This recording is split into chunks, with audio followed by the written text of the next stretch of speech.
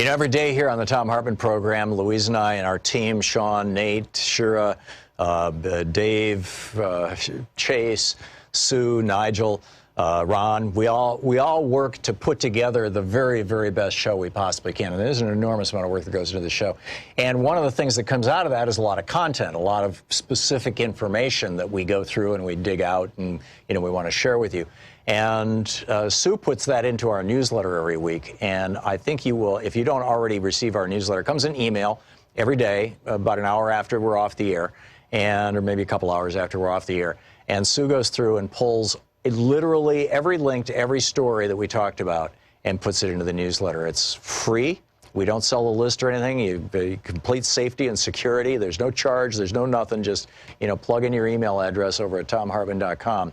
And you get signed up for the newsletter. It's all fairly obvious. You'll see it on the website. So check it out, thomhartmann.com. Thank you.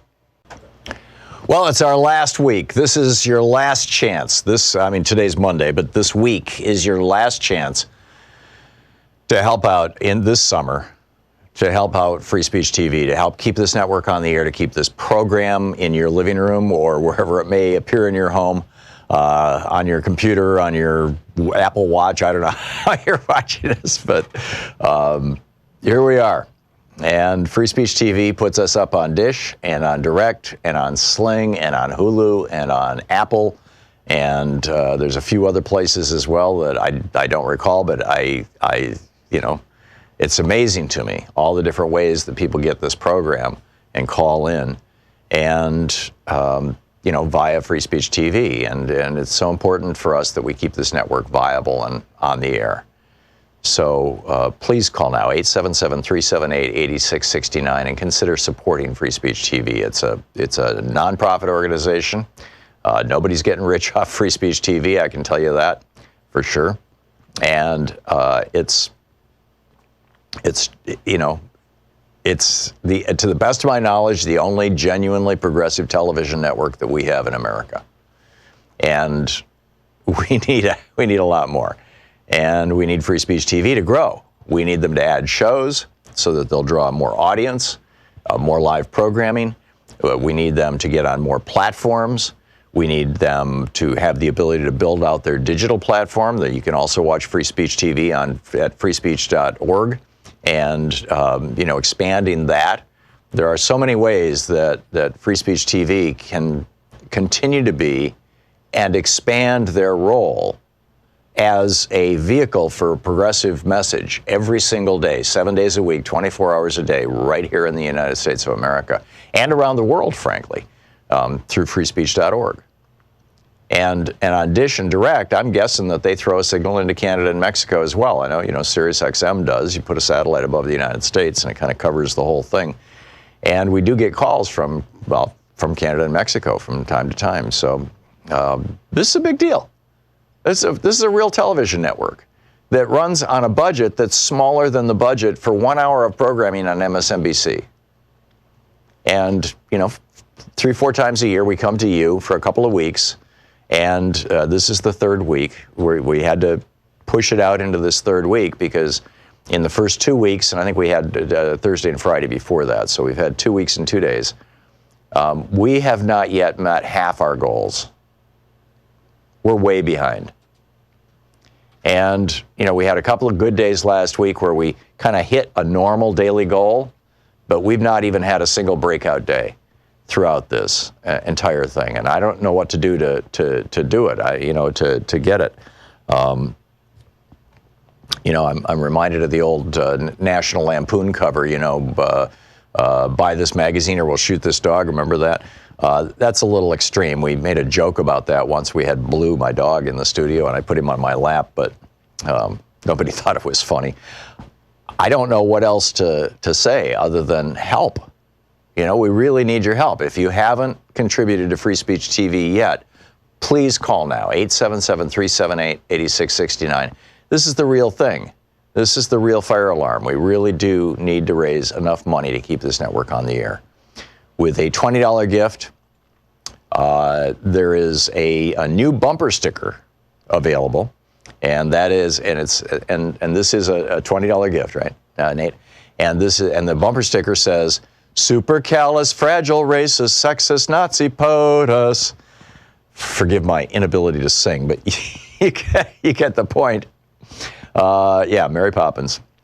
Now, we also have the $20 toilet paper, right? The Trump toilet paper. That's also available with a $20 a month gift. With a $50 a month gift, you get the Trump toilet brush with stand, perfect for the elegant guest bathroom. With the $60 gift, you get both the toilet paper and the toilet brush. With a $120 gift, you get an autographed copy of The Hidden History of Guns and the Second Amendment, my new book. With a $20 a month commitment for at least a year, $20 a month, you give them the credit card and they'll just ding it every month. And you get the Thom Hartmann Program stainless steel water bottle. No more little particles of plastic in your water, right? With a $30 a month gift, you get the Thom Hartmann Program tote bag and the stainless steel water bottle.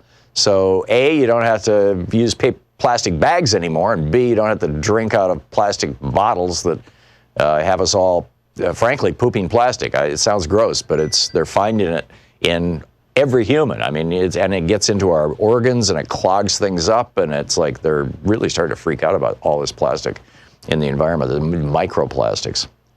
So anyhow, the tote bag and the stainless steel water bottle. With a $500 gift, we're going to do a virtual meet and greet, a get-together, a hangout on Zoom. With a $1,000 gift, come to Portland, hang out, watch the show. We'll go to lunch afterwards, or come to Philadelphia on July 12th at Netroots Nation, and we'll have a get-together there. But carries that debt for 20 years, which means that the average bank is making probably $40,000, $50,000, $60,000 in interest payments on the average student loan. 80% of American workers live paycheck to paycheck. So you take that, and then you look at this. You know, one of the things that, and this I will tell you right up front, this is a conspiracy theory that may be totally wild, totally bizarre, totally off the mark. I might be nuts, but I think it's weird and interesting that we have seen around the world. Now, the most recently was down in Uruguay and part of Paraguay and part of Argentina, I believe it was. These massive grid failures, these massive power failures. Now, when this first started happening, there was another one here in the United States a month or so ago. There was one someplace in Europe. I forget which country, but there have been a bunch of these. And I was assuming, when I'd hear about these grid collapses, that this was global warming, that, places are just, much warmer than they used to be. In interest payments on the average student loan. As a consequence of being much warmer, they're, demanding more air conditioning. 80% of American workers live paycheck to paycheck. Which is overloading the grids, and the grids are blowing up. That was my guess. So you take that, and then you look at this. Last week. One of the things that, and this, I will tell you right up front, this is a conspiracy theory that may be totally wild, totally bizarre, totally off the mark. I might be nuts. If given a chance. It turns out I think it's weird, according to the New York Times, and interesting. Nobody is denying this. That we have seen around the world. Now, the most recently was down in Uruguay and part of Paraguay and part of Argentina, I believe it was. A word that Trump is using these massive grid failures, these massive power failures, before it's turned on him. Now, when this first started happening, there was another one here in the United States a month or so ago. There was one someplace in Europe. I forget which country, but there have been a bunch of these. That the U.S. And I was assuming, when I'd hear about these grid collapses, that this was global warming, that, places are just, much $1,000 to be in interest payments on the average student loan. Being much warmer, they're, demanding more. About a decade ago, 80% of American workers live paycheck to paycheck, overloading the grids, and the grids are blowing up. That was my guess. So you take that, and then you look at this. Last week, one of the things that. And this, I will tell you, their nuclear program. Well, apparently, we're fixing to take down Moscow's power grid, or some variation on that, some part of Russia's power grid. And now, and now I look back on all these power grid failures that have happened over the last month or so, and there's been like 4 or 5 major ones, as I recall. And I'm starting to wonder, is this us messing with them? Is this China telling us, hey, we know what you're up to and we're ready to mess with you? Is this Russia saying we know what you're up to and we're ready to mess with you? Is this how World War III gets played out or how it starts? I mean, this is some serious and frankly dangerous stuff. By the way, in the second hour of our program, Greg Palast just got back from Mexico. We're going to hear about the latest AMLO news. And in our third hour, Dr. Trita Parsi is going to drop by, and we're going to be talking about the possibility of World War III starting in Iran. So stick around for those. That should be interesting. But this idea that China is now, I mean, China's middle class has now, just exploded past America's middle class. More people being educated. Nobody has student debt. Everybody has health care. College is cheap to free. And then Politico comes out with this article, are the U.S. and China on a war footing in space? Kuo Liang is a major general in the Chinese Air Force, and he just co-wrote a book titled, this is the quote of it, this is the title of the book that was written by a major general in the Chinese Air Force, Unrestricted Warfare, China's Master Plan to Destroy America. And he says, you guys took down the Soviet Union by all that spending on nuclear weapons. They couldn't keep up with you. We're not the Soviet Union. He says, China is not the Soviet Union. This was an interview with the South China Morning Post, a paper out of Hong Kong. He says, if the United States thinks it can also drag China into an arms race and take down China as it did with the Soviets, in the end, probably it would not be China who is down on the ground. And all our antibiotics are made in China. I'm not sure it's all. I think a number of them are made in India too. But, China we can't make cruise missiles without chips from China. We can't run our hospitals without stuff from China. I mean, there actually is something to be said for having a domestic manufacturing base that goes beyond just the good jobs argument. There's a national security argument. I want to get into some of the things that Trump is campaigning on or says he's going to be campaigning on. He's kicking off his campaign this week. It's pretty bizarre. What Mitch McConnell is up to. We've got an Israeli fake town, and this is the Thom Hartmann Program. And Trump apparently so upset that his own polls are showing him losing literally to every Democrat, although the only name I heard this morning on television was Joe Biden. But it shows all the top five, he's losing to all of them.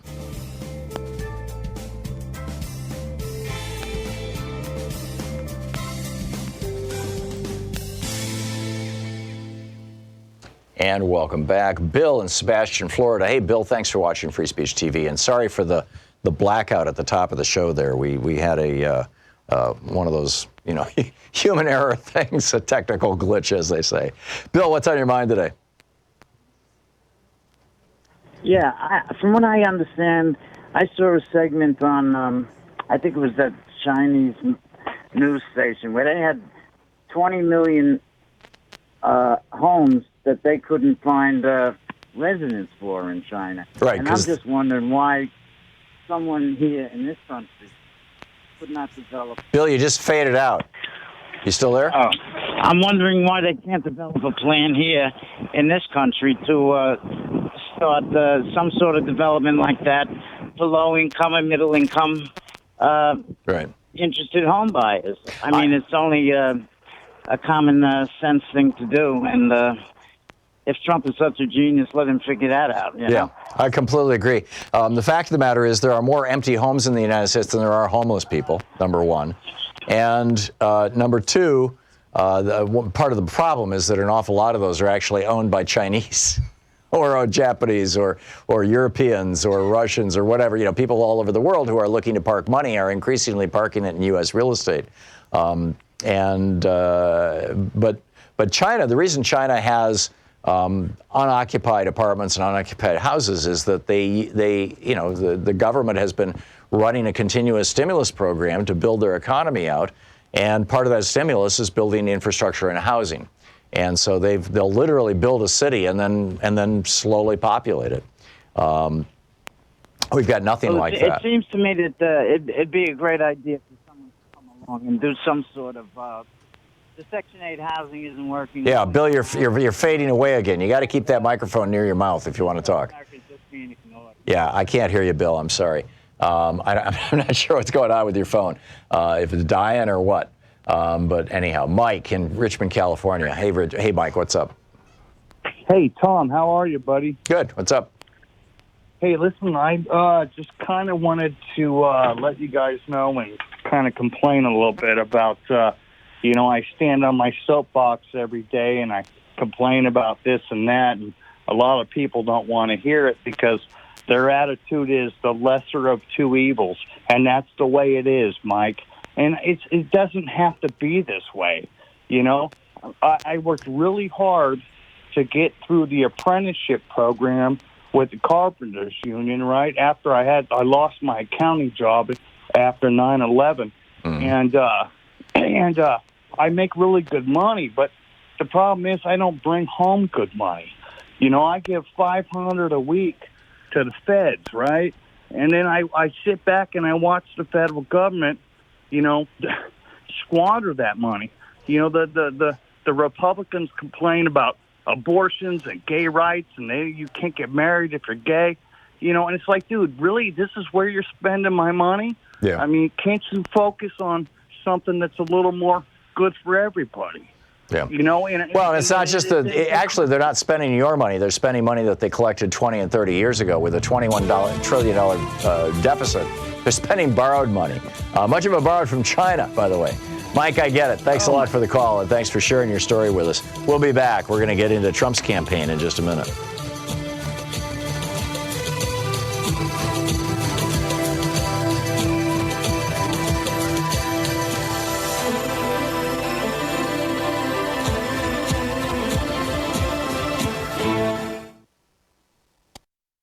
Every day here on the Thom Hartmann Program, Louise and I and our team, Sean, Nate, Shira, Dave, Chase, Sue, Nigel, Ron, we all work to put together the very, very best show we possibly can. And there's an enormous amount of work that goes into the show.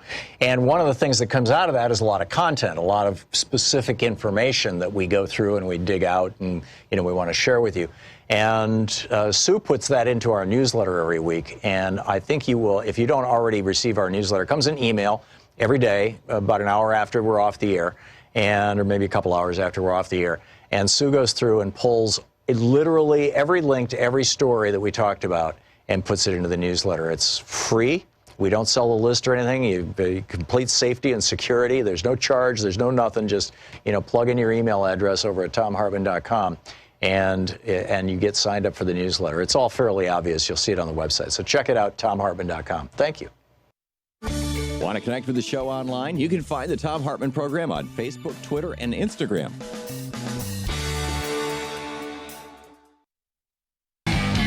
Welcome back.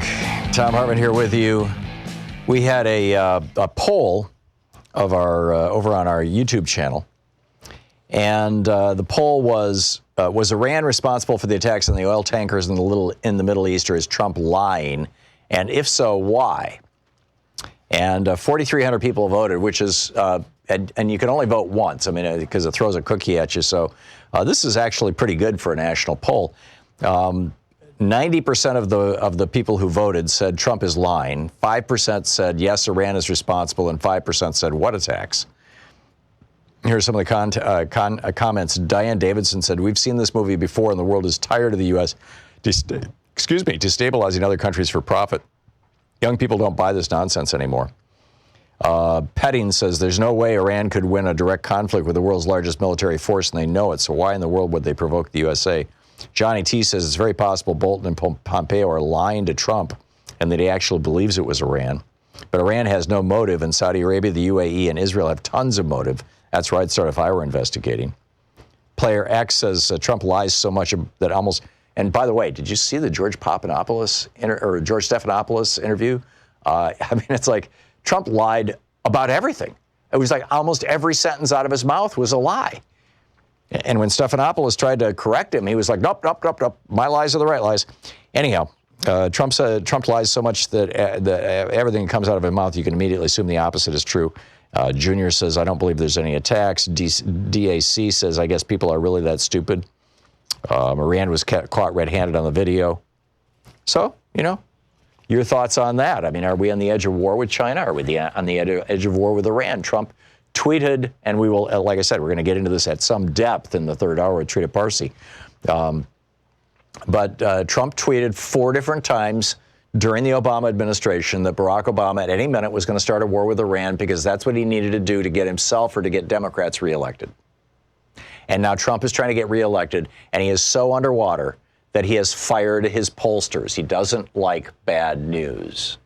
This is literally the case of the king chopping off the head of the messenger who brought him a message he doesn't like. And meanwhile, you know, the Trump tax scam, 83% of the benefits went to the top 1%, which means that, you know, 27% of the benefits, or 17% of the benefits, excuse me, went to the rest of us. Well, did you know that in 8 years, if you make under $75,000, all the benefits, the Trump, I've had people call into the show, oh, I got a $300 tax cut from the Trump's tax scam, Well, in 8 years, that all expires for everybody in the bottom 17%, but the top 83%, the richest, their tax cuts stay where they will, stay right there. But your and mine, if you make less than $75,000, our tax cuts expire. Big corporations paid $91 billion less in taxes last year than in 2017 because of this. You're listening to the Thom Hartmann Program. Call 202-808-9925. So Trump promised he was going to make America great. Yeah, he made it great for the billionaires, for people like himself. We'll be back. How do you think this is going to play out? We'll be back.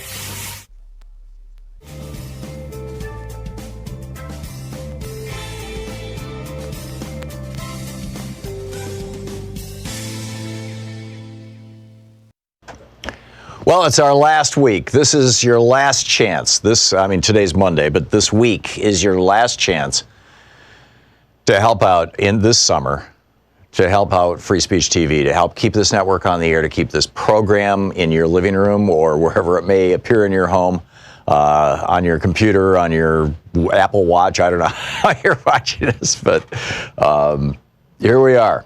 And Free Speech TV puts us up on Dish and on Direct and on Sling and on Hulu and on Apple. And there's a few other places as well that I don't recall, but it's amazing to me, all the different ways that people get this program and call in and, via Free Speech TV. And it's so important for us that we keep this network viable and on the air. So please call now, 877-378-8669, and consider supporting Free Speech TV. It's a nonprofit organization. Nobody's getting rich off Free Speech TV, I can tell you that for sure. And it's to the best of my knowledge, the only genuinely progressive television network that we have in America. And we need a lot more. And we need Free Speech TV to grow. We need them to add shows so that they'll draw more audience, more live programming. We need them to get on more platforms.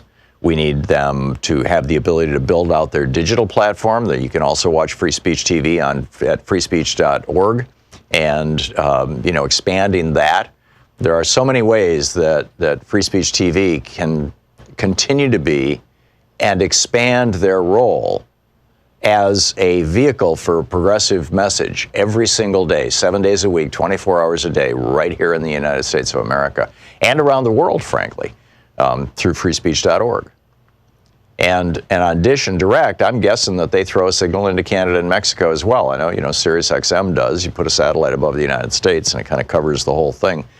And we do get calls from Canada and Mexico from time to time. So this is a big deal. This is a real television network that runs on a budget that's smaller than the budget for 1 hour of programming on MSNBC. And, 3-4 times a year, we come to you for a couple of weeks. And this is the third week. We had to push it out into this third week because in the first 2 weeks, and I think we had Thursday and Friday before that, so we've had 2 weeks and 2 days, we have not yet met half our goals. We're way behind.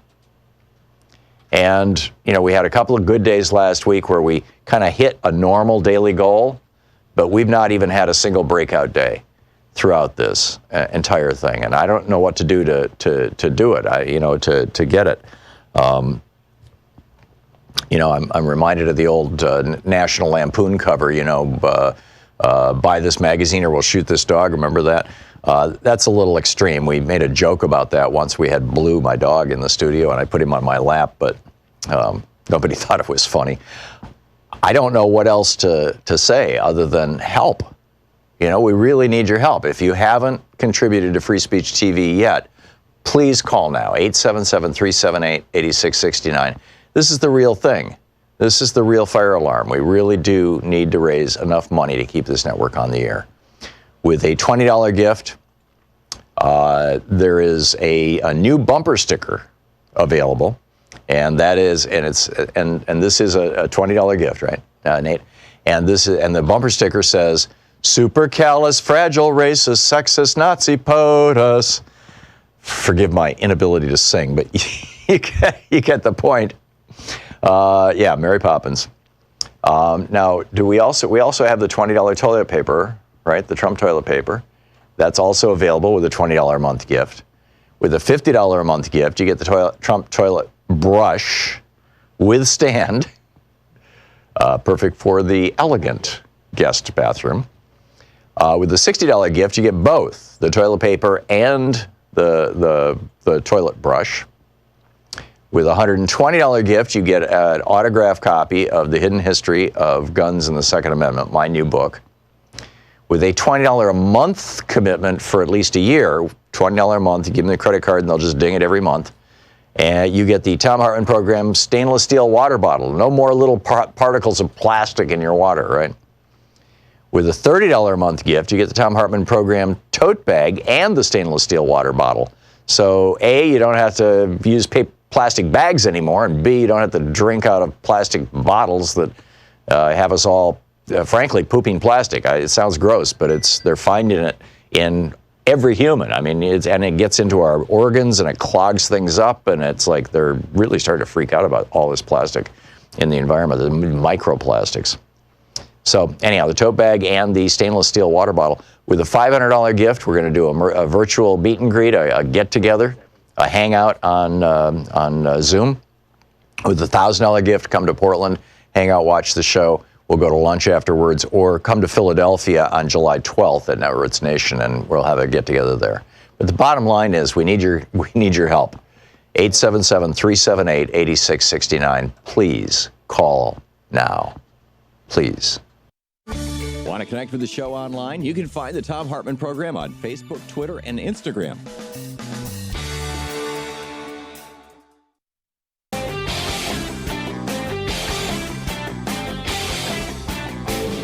I may be coming to your city soon on our book tour for The Hidden History of Guns and the Second Amendment. I'll be in New York, Washington, D.C., Portland, Los Angeles, Seattle, San Francisco, Chicago, and Minneapolis. Here I come. More information is available at thomhartmann.com. And welcome back. Thom Hartmann here with you. By the way, the whole book tour thing. This weekend, Friday, I'll be doing my show live from KPFK in Los Angeles.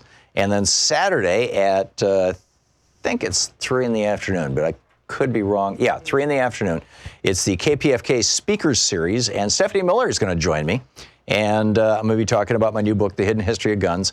And it's a fundraiser for KPFK as well. That's Saturday. On Sunday night in Seattle at 7:30, I'll be at the Town Hall in Seattle. I believe that there are still tickets available. They moved it to a much larger venue. On Tuesday, I'll be in San Francisco at the First Church. Actually, it's in Berkeley. And that'll be at 7 p.m. And on Friday this week, I'll be in Chicago at the Frugal Muse. And next Saturday, June 29th, I'll be in St. Paul at Common Good Books, so at 7 p.m. So a lot coming up. Oh, my goodness. So anyhow, the final point I want to make is, as I was documenting how China's middle class has grown to the point that, home ownership is at 90%. There's no student debt. People don't go broke because they get sick. Now, I'm sure that there are exceptions to that rule. China's got 1.3 billion people. It's a huge country. There's poor parts of China too. But But broadly speaking, I mean, these are the national statistics that are broadly accepted by economists around the country. Meanwhile, here in the United States, 1989 was the last year that Ronald Reagan was in the White House. He was only in the White House for a few weeks, and then his vice president, George Herbert Walker Bush, got signed in, got sworn into office. But basically, that was Reagan's last year, or his last few weeks in office, 1989. And that was, at that point, Reaganism, Reaganomics, trickle-down economics, what was called horse and sparrow economics for the Harding and Coolidge and Hoover administrations back in the 1920s that led us right to the Great Depression.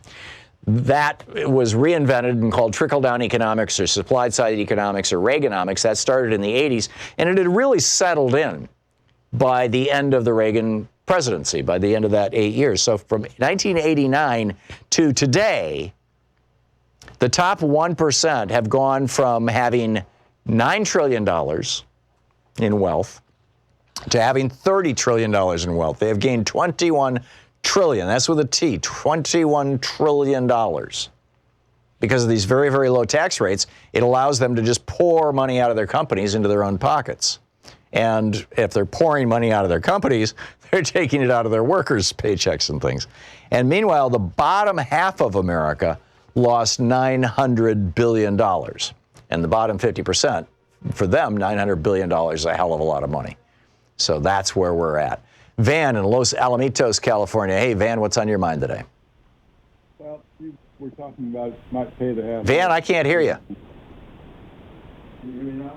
No, I can't. I'm going to put you. I'm going to put you on hold. Van is on line 7, Joyce, if you want to find out what's going on. Morris in Long Beach, listening on KPFK. Morris, what's up? Professor, can you hear me all right? I hear you just fine. I think it's other people's phones, not our system. Thank God. No problem. But after listening to your program this morning, I would want to say this. If there was a high cabal, I say he lived in China. But anyway, the Mueller report, they did issue an indictment against the president. It wasn't publicized, it wasn't executed, but they did issue one because of the myth that you can't indict a sitting president. And I want to get. How do you know that, Morris? How do I know? Because I was listening because I've been listening to MSNBC, and the author was, I think his name, I didn't want to give the wrong name, his name was Wolf. He said he got a copy of it, Professor. I'm not going to call you up giving you no mess. Really? Richard got a copy of it. Richard Wolf, right? the reporter for... No, another guy. I want to say Mike Wolf. Oh, okay. But, MSNBC. The guy oh, yeah, Michael Wolf's got a new book out. And, the problem with that book, just like with his last book, it's got all this inside information from the Trump administration. Some of it's pretty scurrilous and scandalous. His principal source for his second book was Steve Bannon. But the New York Times and the Washington Post have already identified dozens of places in the book where there are inaccuracies or, the information is taken out of context. So I wouldn't take that one to the bank, Morris, although Michael Wolf is very often right. I'll go with that. He said he had a copy of the indictment. Right, but he didn't publish that copy, and he's not made it available to the press. That's a problem. Yeah. All right. Thank you very much, sir. Yeah. Thank you, Morris. Good to hear from you. Let's see here. Jared in Downington, Pennsylvania. Hey, Jared, what's on your mind today? Hello, Tom. I just want to talk about what's going on in the Persian Gulf. Yeah. And I believe... So the Gulf of Oman, actually, is where most of it is happening, but it's right next door. Oh. Yeah. With you. Okay, Gulf of Oman. I believe that all these attacks are a staged provocation by the United States and Israel in order to build up the narrative for a war. If you look at our history, you can see that America has always pushed for just engaging in wars, even in countries where we don't have any stake in the game, like World War I. We were going to get into that regardless of what happened because of Wall Street. World War II, even if Pearl Harbor didn't happen, there was basically an undeclared shooting war in the Atlantic with German submarines. We buried the news about that, but there were a number of German submarines that made it all the way to basically New York City, and we had, like you said, we had shootouts with them, but it was never reported during the war. Roosevelt didn't want to freak out Americans. Yes, and then you have the Gulf of Tonkin, which the CIA lied to us about. Yeah. Well, actually, you can go back get to the 1890s. You have the USS Maine. Wasn't that it was in port in, was it Cuba or Puerto Rico? And the boiler exploded, and the president said, "Aha! This was the Spanish," and that kicked off the Spanish-American War. However, I have to point out, though, that when McKinley made his address to Congress for war, when that was made, he didn't actually ever bring up the USS Maine in that. No, but that was the slogan that the newspapers used. Yes. I mean, Frederick Remington was an artist, and he was living in Cuba at the time, as I recall. And William Randolph Hearst sent him a letter saying, give me the pictures, and I'll give you the war. Yes. The birth of yellow journalism. It's amazing. Like the warmongers of their time. Now we got the warmongers of our time with John Bolton and Mike Pompeo and Donald Trump. I don't think a lot of people give Donald Trump enough credit for his provocation towards Iran. I mean, he has I get your theory, Jared, that it's Trump and Israel, and Trump and Israel are up to weird stuff. I mean, Netanyahu just dedicated a community in the Golan Heights to Donald Trump. Well, it turns out there is no community. No money was appropriated. There's no building plans. There's not even a place where it's going to go. All Netanyahu did was make a sign and take a picture next to it that says Trump Heights, and Trump is thanking him on Twitter, right? I mean, this is weird stuff. But I think, frankly, that Saudi Arabia has a lot more skin in this game right now. They're fighting a proxy war with Iran in Yemen. The Houthis are aligned with they're basically Shia, and they're aligned with Iran, and the UAE and Saudi Arabia, the Sunnis want to stomp this out. And so if any, in my opinion, I mean, none of us know right now. And you got the federal government saying it's the Iranians, and they've got that video of that little boat saying, taking a limpet mine off the side of a ship. They're saying, but. Our allies, Germany and Great Britain, are both saying, show us some proof. I mean, we'd like to see something, that's actually provable. But I think the UAE and Saudi Arabia have more incentive to have a war with Iran than even Israel does. Israel, they're an irritation to Israel, but I agree that their hostility towards Iran is very similar. The UAE, Saudi Arabia, Israel, the Republican Party. But what I don't get is why do they think that this is going to be an easy cakewalk? What could be the reason that they're pushing us towards this brink? Because they know that sanctions are going to, it's going to lead to a war. We know that sanctions are an act of war. And when you can't sell oil on the market, eventually it's going to lead to a backlash. And we're seeing, I don't know if these attacks are true or not, but we're seeing this great push towards a war. And I believe that the military is going to go along with it because they've been getting so much funding from Donald Trump, just billions and billions more extra dollars. And they're going to have to use that equipment somewhere because when you have all this military equipment sitting around, it's like, hey, we need a war. We got to actually. That our defense budget never went above $260 billion a year throughout the 90s. And right now it's like, what, $700 billion? It went to, during Bush, by 2008, he took it up to $526 billion. And now it's Trump is bragging about $700 billion. And I mean, this is crazy, but yeah, I mean, I don't think that the military is. Well, I don't know. And the thing that concerns me about Trump, on the one hand, he campaigned on no more stupid wars, which is a fine thing, and a lot of us saluted that.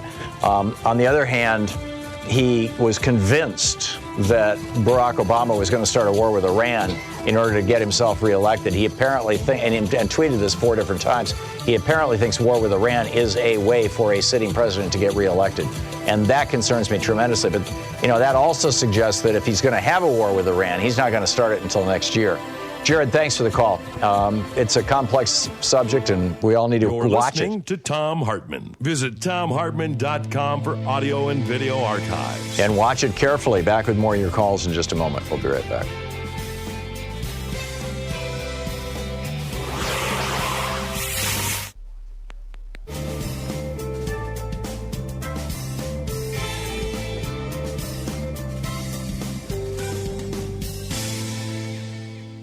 And welcome back. Mark in Costa Mesa, California. Hey, Mark, what's on your mind today?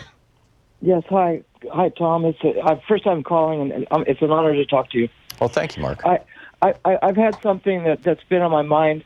It's after listening to Robert Reich a few months ago, and I really haven't heard anybody talk about it.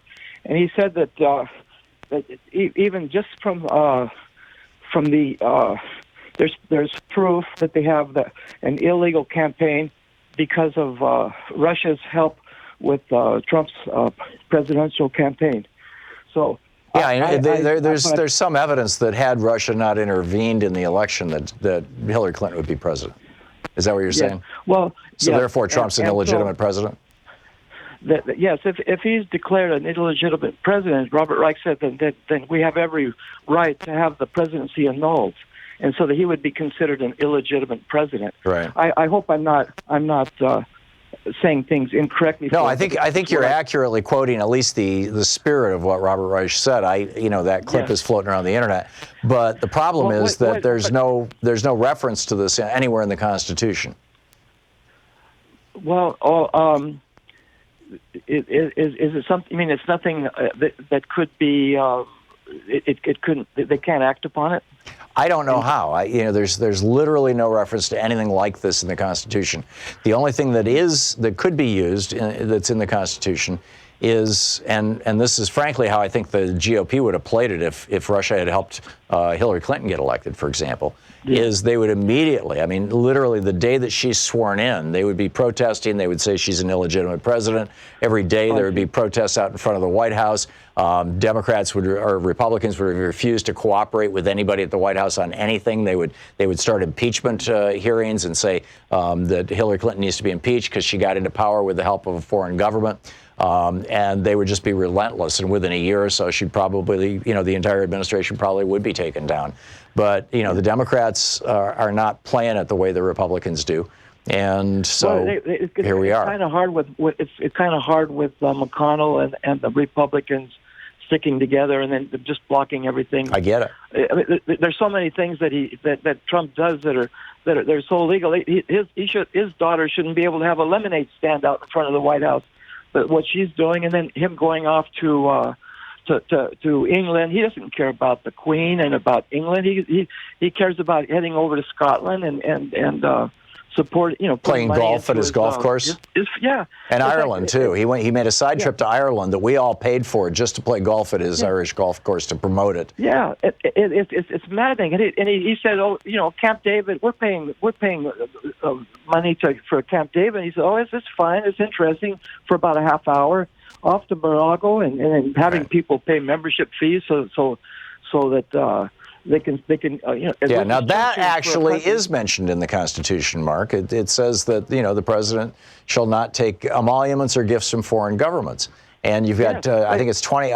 We're up to either 22 or 27 foreign governments that have, that the New York Times or the Washington Post, one or the other, has documented in a big way where they've dropped. We're talking, six-figure money or more into Donald Trump's pockets through Trump properties. We're paying for the security at his hotels with he's got the best security for free. Oh, he took 1,000 people with him to England. Because he took his whole family and then the security details for every single one of them. It's insane, Mark. If a Democratic president was doing this, the Republicans would have impeached him 2 years ago. Mark, thank you for the call. I'm with you. He is an illegitimate president. We'll be right back.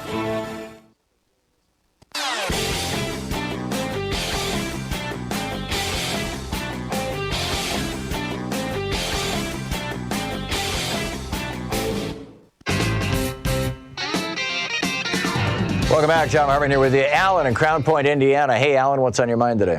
Hey, Tom. Yeah, I just heard you say 1% of the top population went from $10 trillion in '89 to to 30 trillion in 2019. How did you put inflation into this formula? Because $1.89 is worth 25 today. How do we adjust? I don't think one is worth 25, but one might be worth 2 or 3.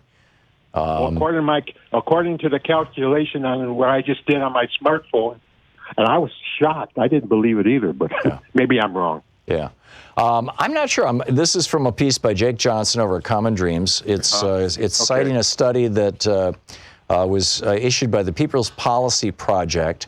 They broke down the Federal Reserve's new distributive financial accounts data series and found that overall the top 1% owns nearly 30 trillion in assets, while the bottom half owns less than nothing, meaning they have more debts than they have assets. It's been growing for 30 years. It doesn't say that this is inflation adjusted, so you may have to take that into consideration. I'm frankly not sure because I don't have the underlying data. I just have the analysis of the data. But whether it's inflation adjusted or not, it's mind-boggling that the top 1% went from 9 trillion to 30 trillion, and the bottom 50% lost $900 billion. Which is why half of us, the bottom 50% of America, literally cannot handle a $400 expense, or the bottom 40% can't handle a $400 expense. The bottom 50% can't handle a $1,000 expense without being wiped out or having to put up a GoFundMe page or something. So that's where that is. Alan, thanks for the call. Van in Los Alamitos, California. Hey, Van, what's up? Can you hear me now? I can hear you now. Yes, sir. Good. There have been 2 books written. One is China RX, and the other one is called A Bottle of Lies, and it deals with the generics that are made offshore. Okay. 80% of all of our generics are made between India and China. Right, and probably about 80% of our brand names as well, don't you think? Yeah, well, keep this in mind. There's only one country that makes penicillin, and that's China. Wow. Okay. Scary thought, huh? Yeah. Okay, that's about it. Okay, well, you got it. I mean, this is if we're getting ready for a space war with China, which is according to one of the Chinese generals. He wrote a book about it. Then are we getting ready for a vaccine war or an antibiotic war? I don't know. Bob in Farnham, Virginia. Hey, Bob, what's on your mind today? Hi, Tom. I think we're all a little bit amazed at the silence of the Republicans regarding Russia and whatnot. And I've never been able to connect the dots with why last July there were 7 Republican senators in Russia.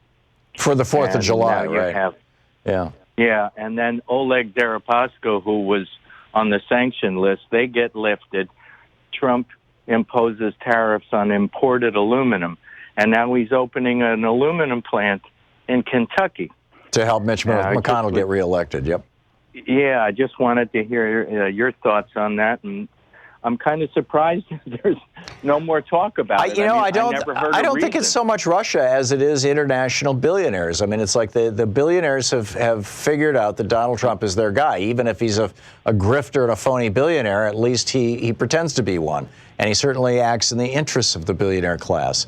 And so whether it's a Russian billionaire, whether it's a Ukrainian billionaire, if it's a Brazilian billionaire, an Israeli billionaire, obviously a Saudi billionaire, pick your billionaires. They're lining up behind Trump all over the world. I think that's the bottom line, Bob. We're looking at basically an international, a worldwide revolution being fueled by right-wing billionaires, this so-called populist hard right revolution. And it's happened in Hungary, it's happened in Turkey, it's happened in the Philippines, it's happened in Indonesia, it's happened now in Brazil. It's happening all around the world. Countries are either moving hard to the right or they're moving hard to the left. And the middle is vanishing. It's no longer national. Right. It's no longer nations. It's That's correct. Just numerals. That's dollars. correct. That's correct.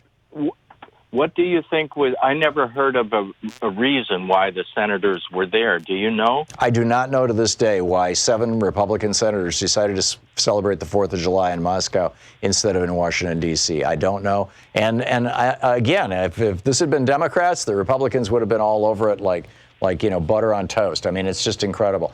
Bob, thanks for the call. Ginger in Seattle. Hey, Ginger, what's on your mind? Hi. I just wanted to say something I'm really concerned about here in my community is that people are getting really upset and feeling like giving up because the rich have so much control. And if Trump doesn't get reelected because of his popularity, he'll just simply start a war in which he'll be able to stay being president God knows how long. And people are giving up around here, and I wondered what you think about this. I'm pretty upset about it. I think that when you give up, they win. And so I'm not giving up. And I hope you're not, Ginger. And by the way, I mean, all the polling looks like in 2020, the Republicans are going to just get wiped out. I mean, the polling is pretty breathtaking. Although Louise and I watched MSNBC for a couple hours this morning. It was on in the background while we were doing show prep, putting the show together. And they mentioned 5 or 6 different times that in the new polls, Joe Biden beats Donald Trump. They failed to mention the fact that Elizabeth Warren beats Donald Trump, Pete Buttigieg beats Donald Trump, Bernie Sanders beats Donald Trump, Kamala Harris beats Donald Trump, and there's one other. It's like the top 5 or 6 Democratic candidates. They all beat Donald Trump, in addition to Joe Biden. And so, you know, and Trump is freaked out about this. And I think you're right. It might push him into a war. On the other hand, his trying to push for a war might be enough to get Justin Amash to bring a few more Republicans over to his side. I would sure hope so. I don't know. We'll see. Yeah, we absolutely will, Ginger. We absolutely will. But please don't give up. And you know, any of your friends who are inclined to give up, please encourage them. You know. It was Studs Terkel on this program said, and I've got the clipper on here someplace, he said, hope dies last, right? So there's always hope. Ginger, thank you for the call. We'll be right back.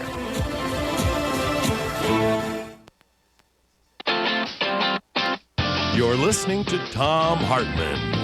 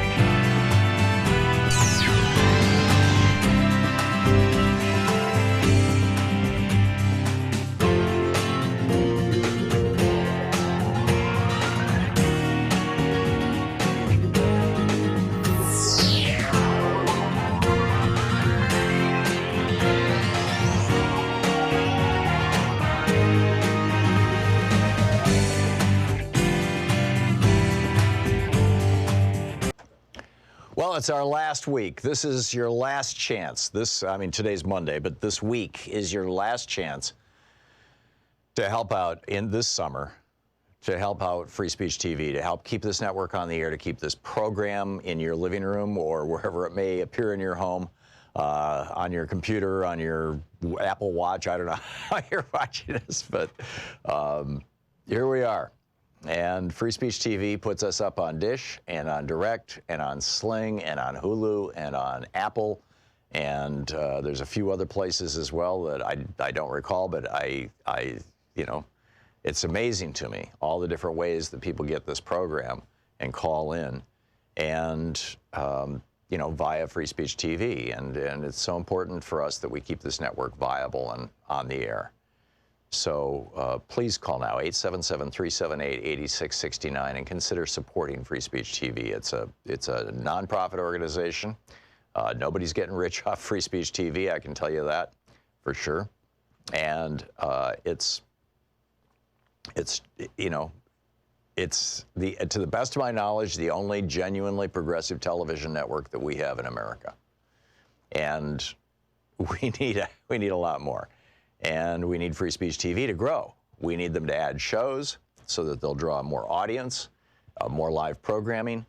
We need them to get on more platforms. We need them to have the ability to build out their digital platform that you can also watch Free Speech TV at freespeech.org and expanding that. There are so many ways that Free Speech TV can continue to be and expand their role as a vehicle for progressive message every single day, 7 days a week, 24 hours a day, right here in the United States of America and around the world, frankly, through freespeech.org. And on Dish and Direct, I'm guessing that they throw a signal into Canada and Mexico as well. I know, Sirius XM does. You put a satellite above the United States, and it kind of covers the whole thing. And we do get calls from Canada and Mexico from time to time. So this is a big deal. This is a real television network that runs on a budget that's smaller than the budget for 1 hour of programming on MSNBC. And, 3-4 times a year, we come to you for a couple of weeks. And this is the third week. We had to push it out into this third week because in the first 2 weeks, and I think we had Thursday and Friday before that, so we've had 2 weeks and 2 days, we have not yet met half our goals. We're way behind. And, we had a couple of good days last week where we kind of hit a normal daily goal, but we've not even had a single breakout day throughout this entire thing, and I don't know what to do to do it. To get it. I'm reminded of the old National Lampoon cover. Buy this magazine or we'll shoot this dog. Remember that? That's a little extreme. We made a joke about that once. We had Blue, my dog, in the studio, and I put him on my lap, but nobody thought it was funny.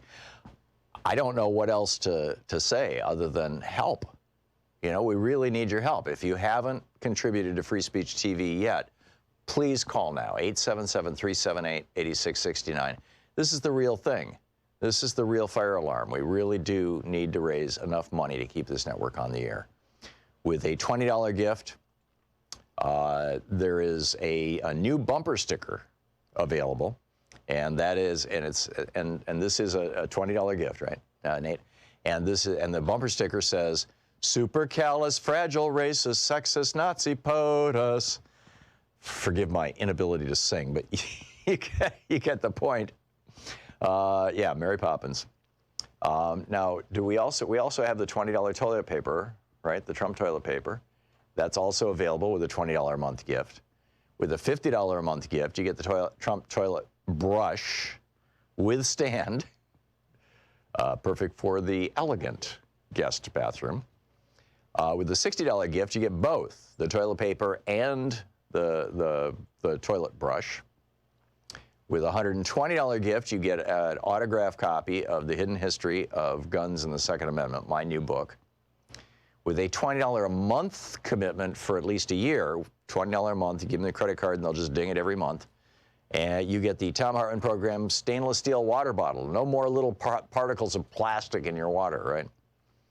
With a $30 a month gift, you get the Thom Hartmann Program tote bag and the stainless steel water bottle.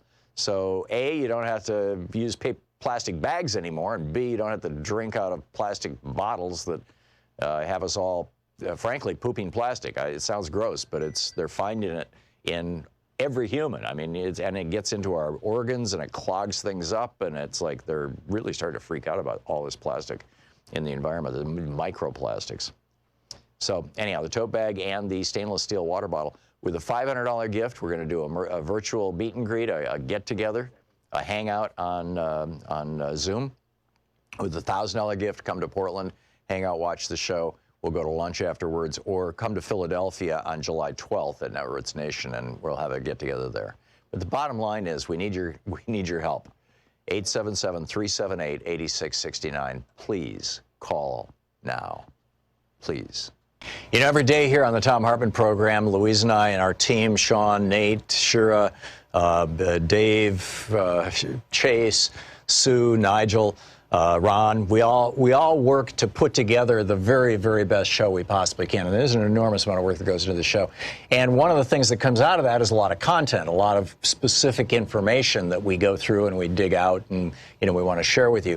And Sue puts that into our newsletter every week. And I think you will, if you don't already receive our newsletter, it comes in email every day, about an hour after we're off the air, or maybe a couple hours after we're off the air.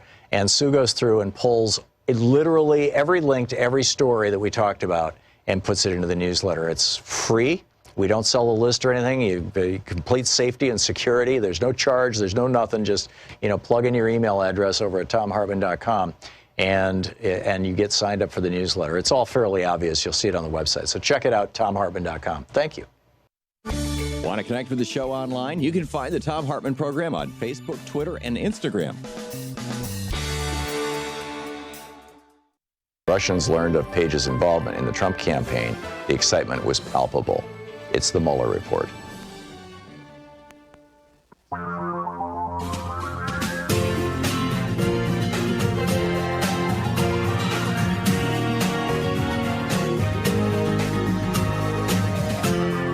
This is the Thom Hartmann Program. And welcome back. We've been talking about the amazing fact that the Chinese middle class, 90% of Chinese now own their own homes, 50% of which are fully owned, no mortgage. 70% of Chinese millennials own their own homes because they have no student debt. And if you get sick, you don't have to go into debt to pay for your health care. It's mind-boggling. So from China to Mexico, on the line with us is our old buddy Greg Palast, the investigative journalist, author, filmmaker. His most recent work, The Best Democracy Money Can Buy. GregPalast.com is his website. You can tweet him at Greg_Palast. Greg, you just came back from Mexico. Tell us what you learned. Yeah, I'm just over the border here. Well, I was just in Mexico while Trump was having his tariff tantrum. And I want to tell you that from on the ground here in Mexico, that it's a very different story than, well, you were talking about Trump's serial lying. This is just not pants on fire. This is hat, shoes, and underpants on fire when he was talking about his how he backed down Mexico and whipped them into shape on migration.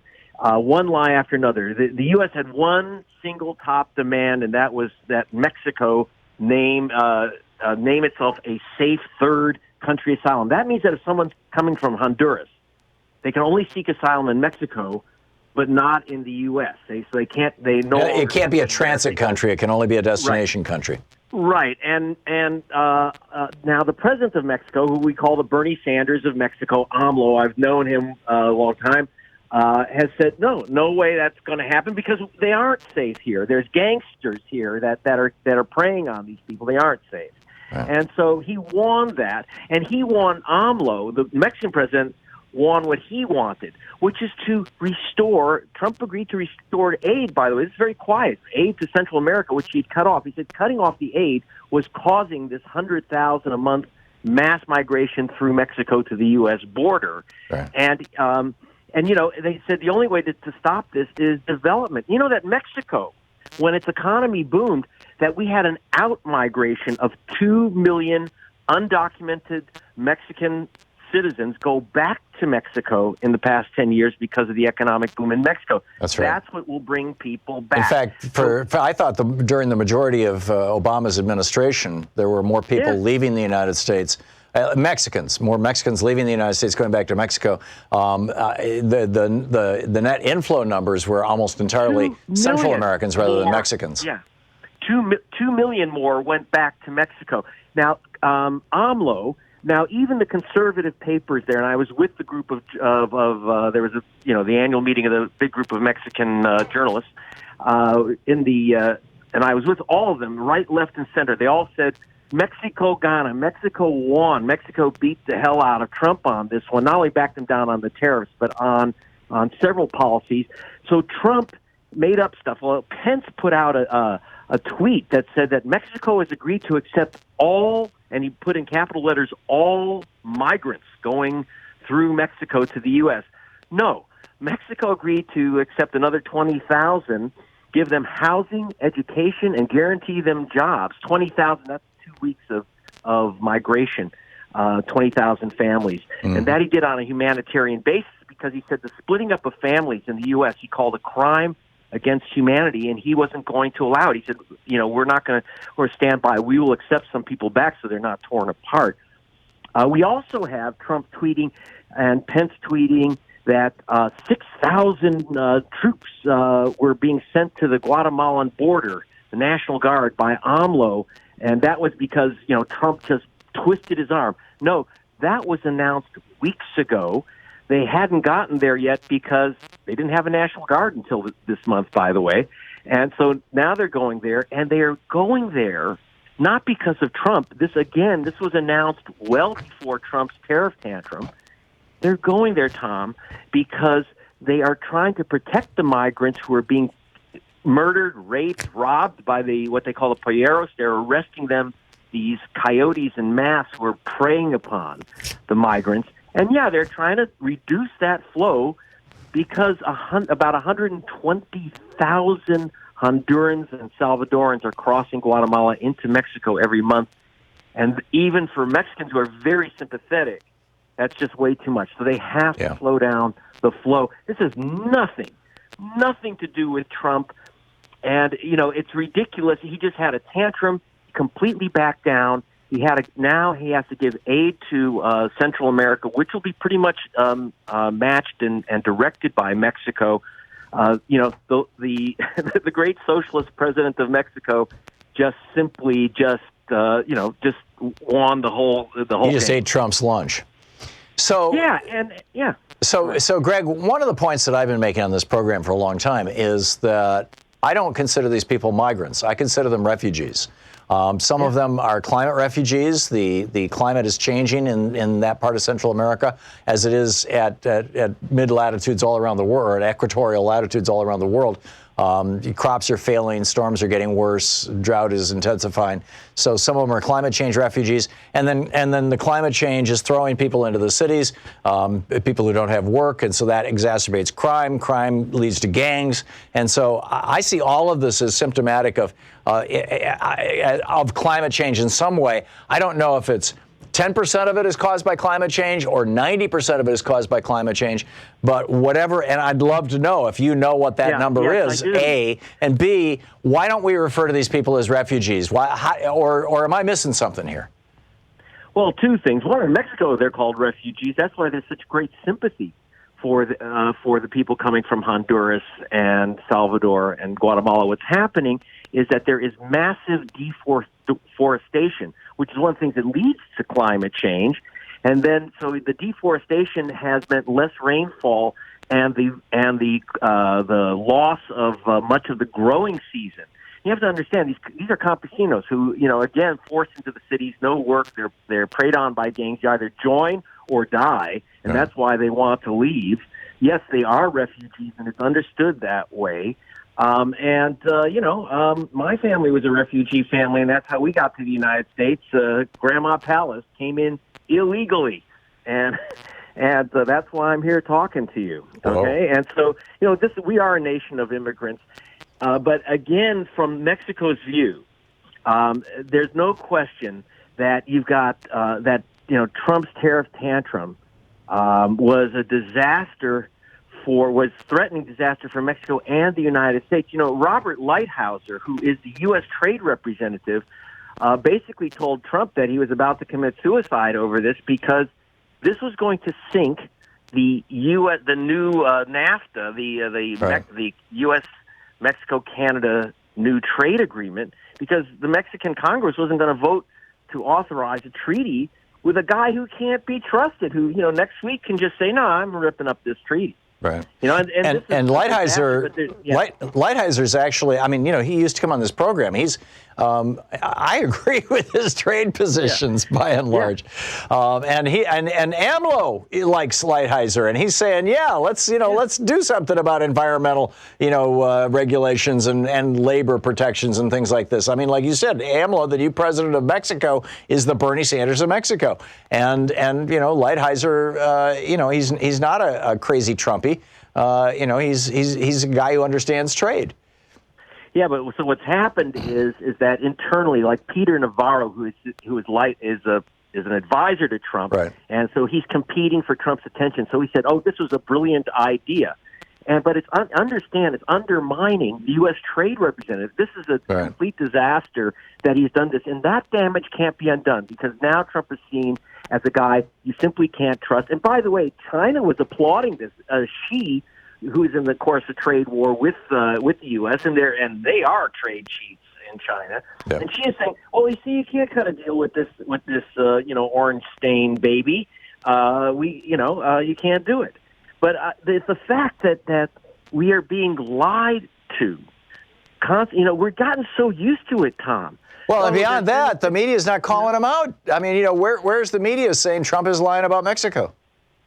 Well, they don't speak Spanish, and they're not going to bother. They've all withdrawn their Mexican correspondence, and so they just get White House briefing papers, and so they are repeaters, not reporters. It doesn't take a hell of a lot to read the Mexican newspapers. You don't have to speak to the president or get an inside word. The troops, the National Guard was going down to the border to help the refugees and to reduce the flow, try to help develop these nations. I mean, they were sending in relief workers into Honduras because, again, they're having floods and droughts. Drought and flood go together because you have a drought, the trees die, the soil hardens, then you have a flood because the minute you have rain, you have mudslides. Right. So, again, and you can't emphasize it enough, we do have a climate crisis, and it's not 50 years from now. Ask a Honduran, ask a Guatemalan. We have a crisis right now, and this leads to political crisis. Yeah, it's an amazing time. It really and truly is. Greg Palast, the great Greg Palast, the gonzo journalist of our era, investigative journalist, reporter, filmmaker. His most recent, The Best Democracy Money Can Buy. GregPalast.com is the website. You can tweet him at Greg_Palast. Greg, thanks for dropping by. You're very welcome. Adios. Always great talking with you. I always learn something when I talk to Greg, to you, Greg. Thank you so much. We'll be right back.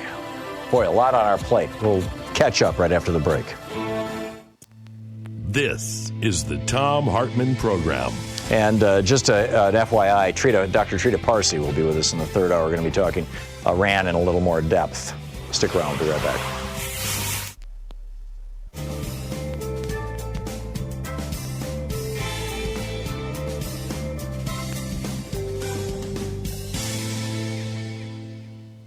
And welcome back. 17 minutes past the hour. And Adam in Costa Mesa, California. Hey, Adam, what's on your mind today? Good morning. Thank you for taking my call. Sure.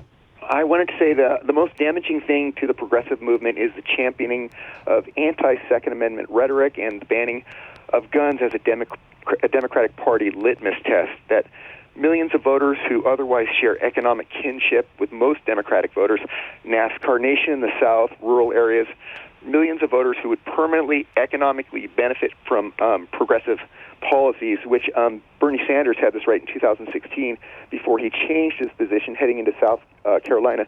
One of what I view as four of his mistakes, but he said what was something to the effect that not everyone feels the same on guns, that he comes from a rural state and some people feel differently.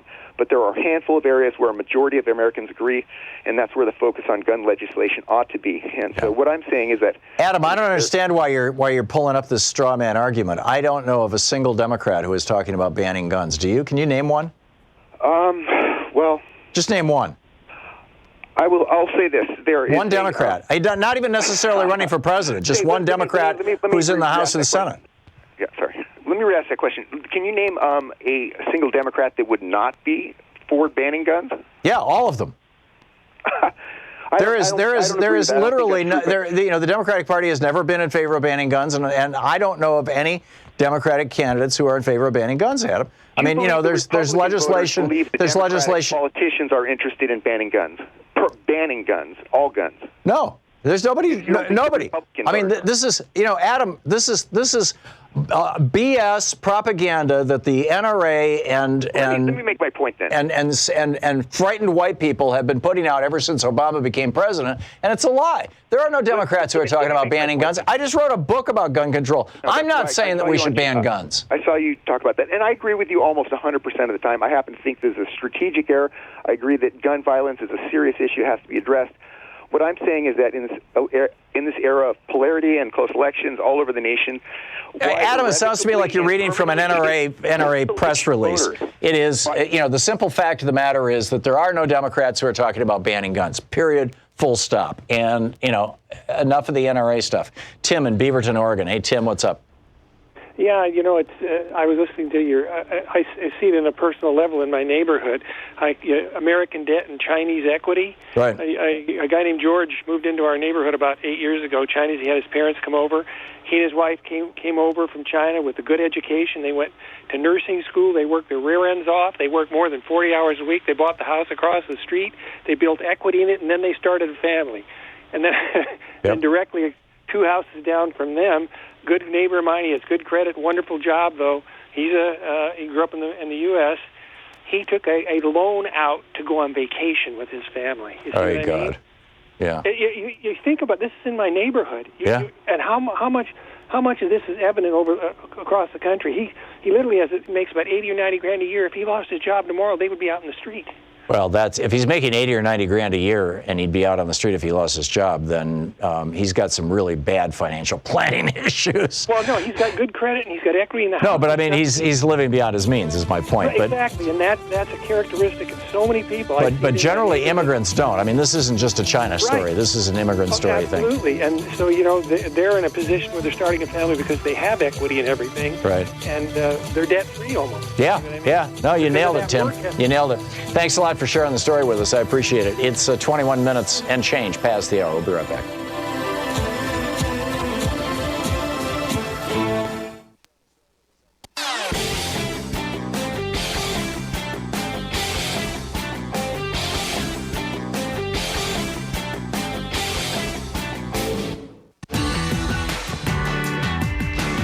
So Alexandria Ocasio-Cortez, AOC, says that the progressive Democrats are frustrated with how slowly Nancy Pelosi is moving on impeachment. She says this frustration is, quote, quite real. So do you think that the Democrats should be moving differently, faster, slower? I personally think we need a whole bunch of show trials, show hearings. You know, the Democrats should be holding public hearings every single day. The different committees should be competing with each other for who's going to grab the news cycle. Donald Trump has got this down, right? He learned this from the coaches and his mentors at NBC when he did the Apprentice show for years. They taught him how to do good television. They taught him how to, every show, you have to hook the audience, you have to build tension, you have to build, anxiety and concern, and how's this going to work out? And you have to have emotion, and then at the end of every show, you have to set up the next show. And Donald Trump has taken those lessons and turned them from a once a week show to a once a day show. He's doing the Daily Trump Show out of the White House. And the Democrats are failing to do a daily show. And that concerns me tremendously. So we've got that. We've got this eye-popping analysis that shows the top of 1% gained $21 trillion in wealth since 1989. They went from $9 trillion in wealth to $30 trillion in wealth today. The top 1%, while the bottom half of Americans in that same period of time, from the last year that Ronald Reagan was in office, the first couple of weeks of January 1989, from the end of the Reagan presidency to today, the bottom 50% of Americans have lost $900 billion, nearly $1 trillion.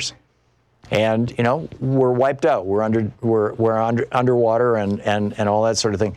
And at the same time, you've got the Chinese. You've got, first of all, a Chinese general saying that, the title of his book kind of says it all. The title of his book is, his name is Kuo Lang. He's a major general in the Chinese Air Force, and he co-wrote a book titled Unrestricted Warfare, China's Master Plan to Destroy America. Now, Nikita Khrushchev at a World's Fair told Richard Nixon that as our factories, speed up and overpower the United States, we will bury you. And he meant economically. But for 20 years, the Republicans ran on, Khrushchev back in the whatever year it was, 56 World's Fair or 63 or whatever, told, I think it was when Nixon was vice president, so it was the late 50s, but I could be wrong. But in any case, the Republicans lived on this thing for years. Soviet Union says they're going to bury us. Right. Well, China has the title of the book, China's Master Plan to Destroy America. And he says, you think you can outspend us on weapons and we'll go down in flames like the Soviet Union did? Quote, China is not the Soviet Union. If the United States thinks it can also drag China into an arms race and take down China as it did with the Soviets, in the end, probably it will not be China who is down on the ground. Meanwhile, the American dream is alive and well in China, as Marshall Auerbach is writing over at TruthDig. In America, fewer than 65% of American homes are owner-occupied, and more than half of the equity in American owner-occupied homes is owned by the banks.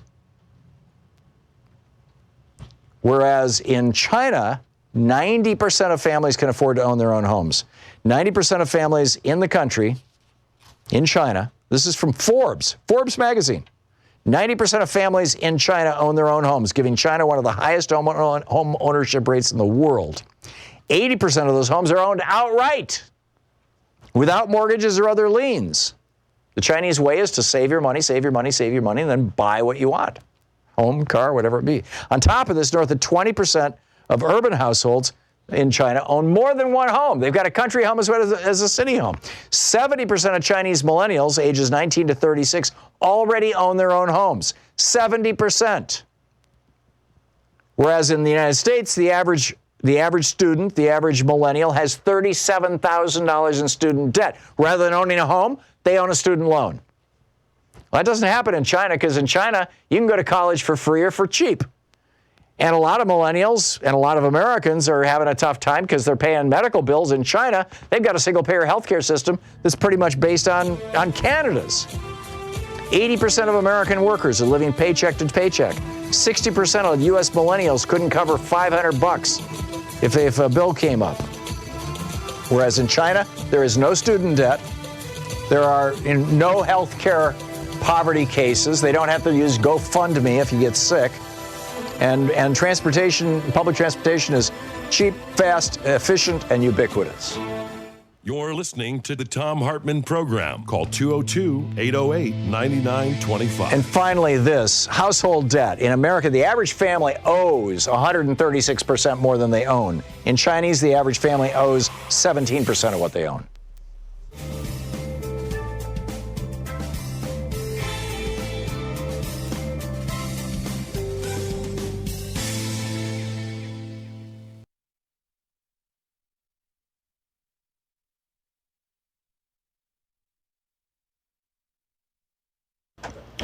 Well, it's our last week. This is your last chance. Today's Monday, but this week is your last chance to help out in this summer, to help out Free Speech TV, to help keep this network on the air, to keep this program in your living room or wherever it may appear in your home, on your computer, on your Apple Watch. I don't know how you're watching this, but here we are. And Free Speech TV puts us up on Dish and on Direct and on Sling and on Hulu and on Apple. And there's a few other places as well that I don't recall, but it's amazing to me, all the different ways that people get this program and call in and, via Free Speech TV. And it's so important for us that we keep this network viable and on the air. So please call now, 877-378-8669, and consider supporting Free Speech TV. It's a nonprofit organization. Nobody's getting rich off Free Speech TV, I can tell you that for sure. And it's to the best of my knowledge, the only genuinely progressive television network that we have in America. And we need a lot more. And we need Free Speech TV to grow. We need them to add shows so that they'll draw more audience, more live programming. We need them to get on more platforms.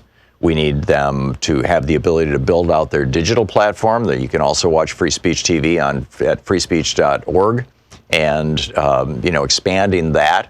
There are so many ways that Free Speech TV can continue to be and expand their role as a vehicle for a progressive message every single day, 7 days a week, 24 hours a day, right here in the United States of America and around the world, frankly, through freespeech.org. And on Dish and Direct, I'm guessing that they throw a signal into Canada and Mexico as well. I know, Sirius XM does. You put a satellite above the United States, and it kind of covers the whole thing. And we do get calls from Canada and Mexico from time to time. So this is a big deal. This is a real television network that runs on a budget that's smaller than the budget for 1 hour of programming on MSNBC. And, 3-4 times a year, we come to you for a couple of weeks. And this is the third week. We had to push it out into this third week because in the first 2 weeks, and I think we had Thursday and Friday before that, so we've had 2 weeks and 2 days, we have not yet met half our goals. We're way behind. And, we had a couple of good days last week where we kind of hit a normal daily goal, but we've not even had a single breakout day throughout this entire thing, and I don't know what to do to do it. To get it. I'm reminded of the old National Lampoon cover. Buy this magazine or we'll shoot this dog. Remember that? That's a little extreme. We made a joke about that once. We had Blue, my dog, in the studio, and I put him on my lap, but nobody thought it was funny. I don't know what else to say other than help. We really need your help. If you haven't contributed to Free Speech TV yet, please call now, 877-378-8669. This is the real thing. This is the real fire alarm. We really do need to raise enough money to keep this network on the air. With a $20 gift, there is a new bumper sticker available, and that is, and this is a $20 gift, right, Nate? And the bumper sticker says, "Supercalifragilisticexpialidocious sexist Nazi POTUS." Forgive my inability to sing, but you get the point. Mary Poppins. Now, we also have the $20 toilet paper, right? The Trump toilet paper. That's also available with a $20 a month gift. With a $50 a month gift, you get the Trump toilet brush with stand, perfect for the elegant guest bathroom. With the $60 gift, you get both the toilet paper and the toilet brush. With a $120 gift, you get an autographed copy of The Hidden History of Guns and the Second Amendment, my new book. With a $20 a month commitment for at least a year, $20 a month, you give them the credit card and they'll just ding it every month. And you get the Thom Hartmann Program stainless steel water bottle. No more little particles of plastic in your water, right? With a $30 a month gift, you get the Thom Hartmann Program tote bag and the stainless steel water bottle.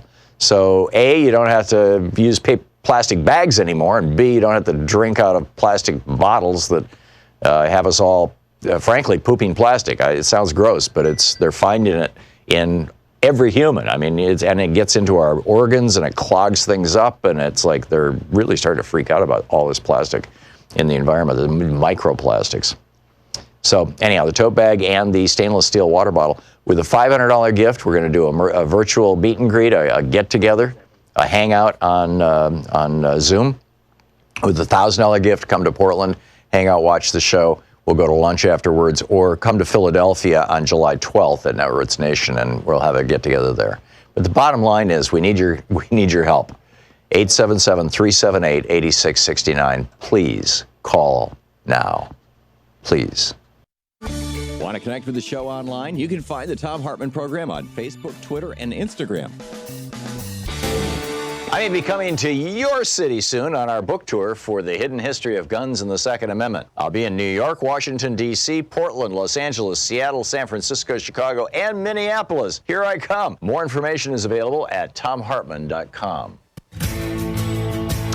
And it's going to be a hoot. By the way, Friday, I will not only be doing my show live from KPFK, but Friday night, I'm going to be on Bill Maher's show.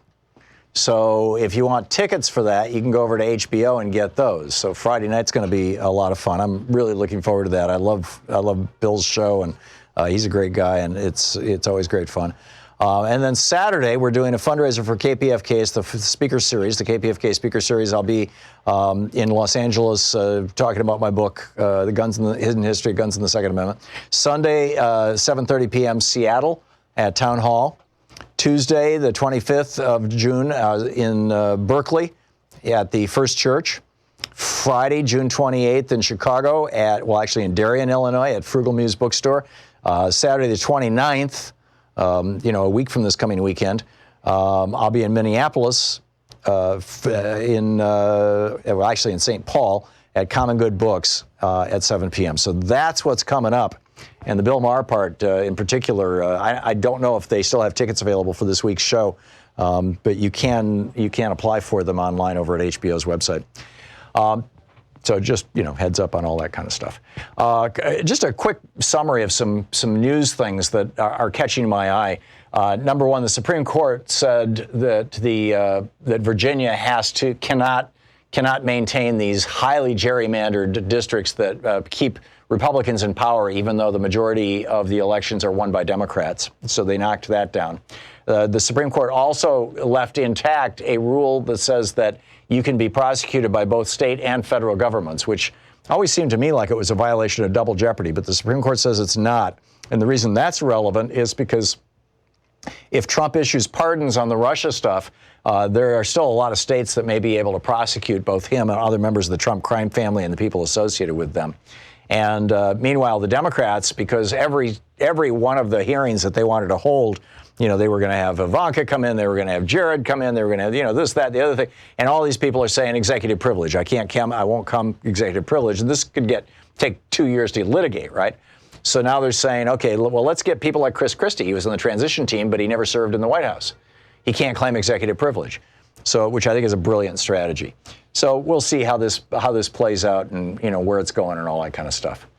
Let's see here. Chandler in Sedona, Arizona. Hey, Chandler, what's on your mind today? I've been thinking about the Mueller report and the degree to which we get so involved in that and in the report and ignore so studiously the fact that the United States far exceeds any power in the world in meddling in other people's elections. It certainly seems that way. We did that in Ukraine. We did that in Russia. We did that in pick a country, right? We've been messing in people's elections forever. But rather than using that as a justification for Russia meddling in our election, and now we learn that it's not just Russia, it's 6 countries, including the UAE, Saudi Arabia, and Israel, who actually successfully meddled in our last election, the 2016 election, and are probably going to try to in the 2020 election.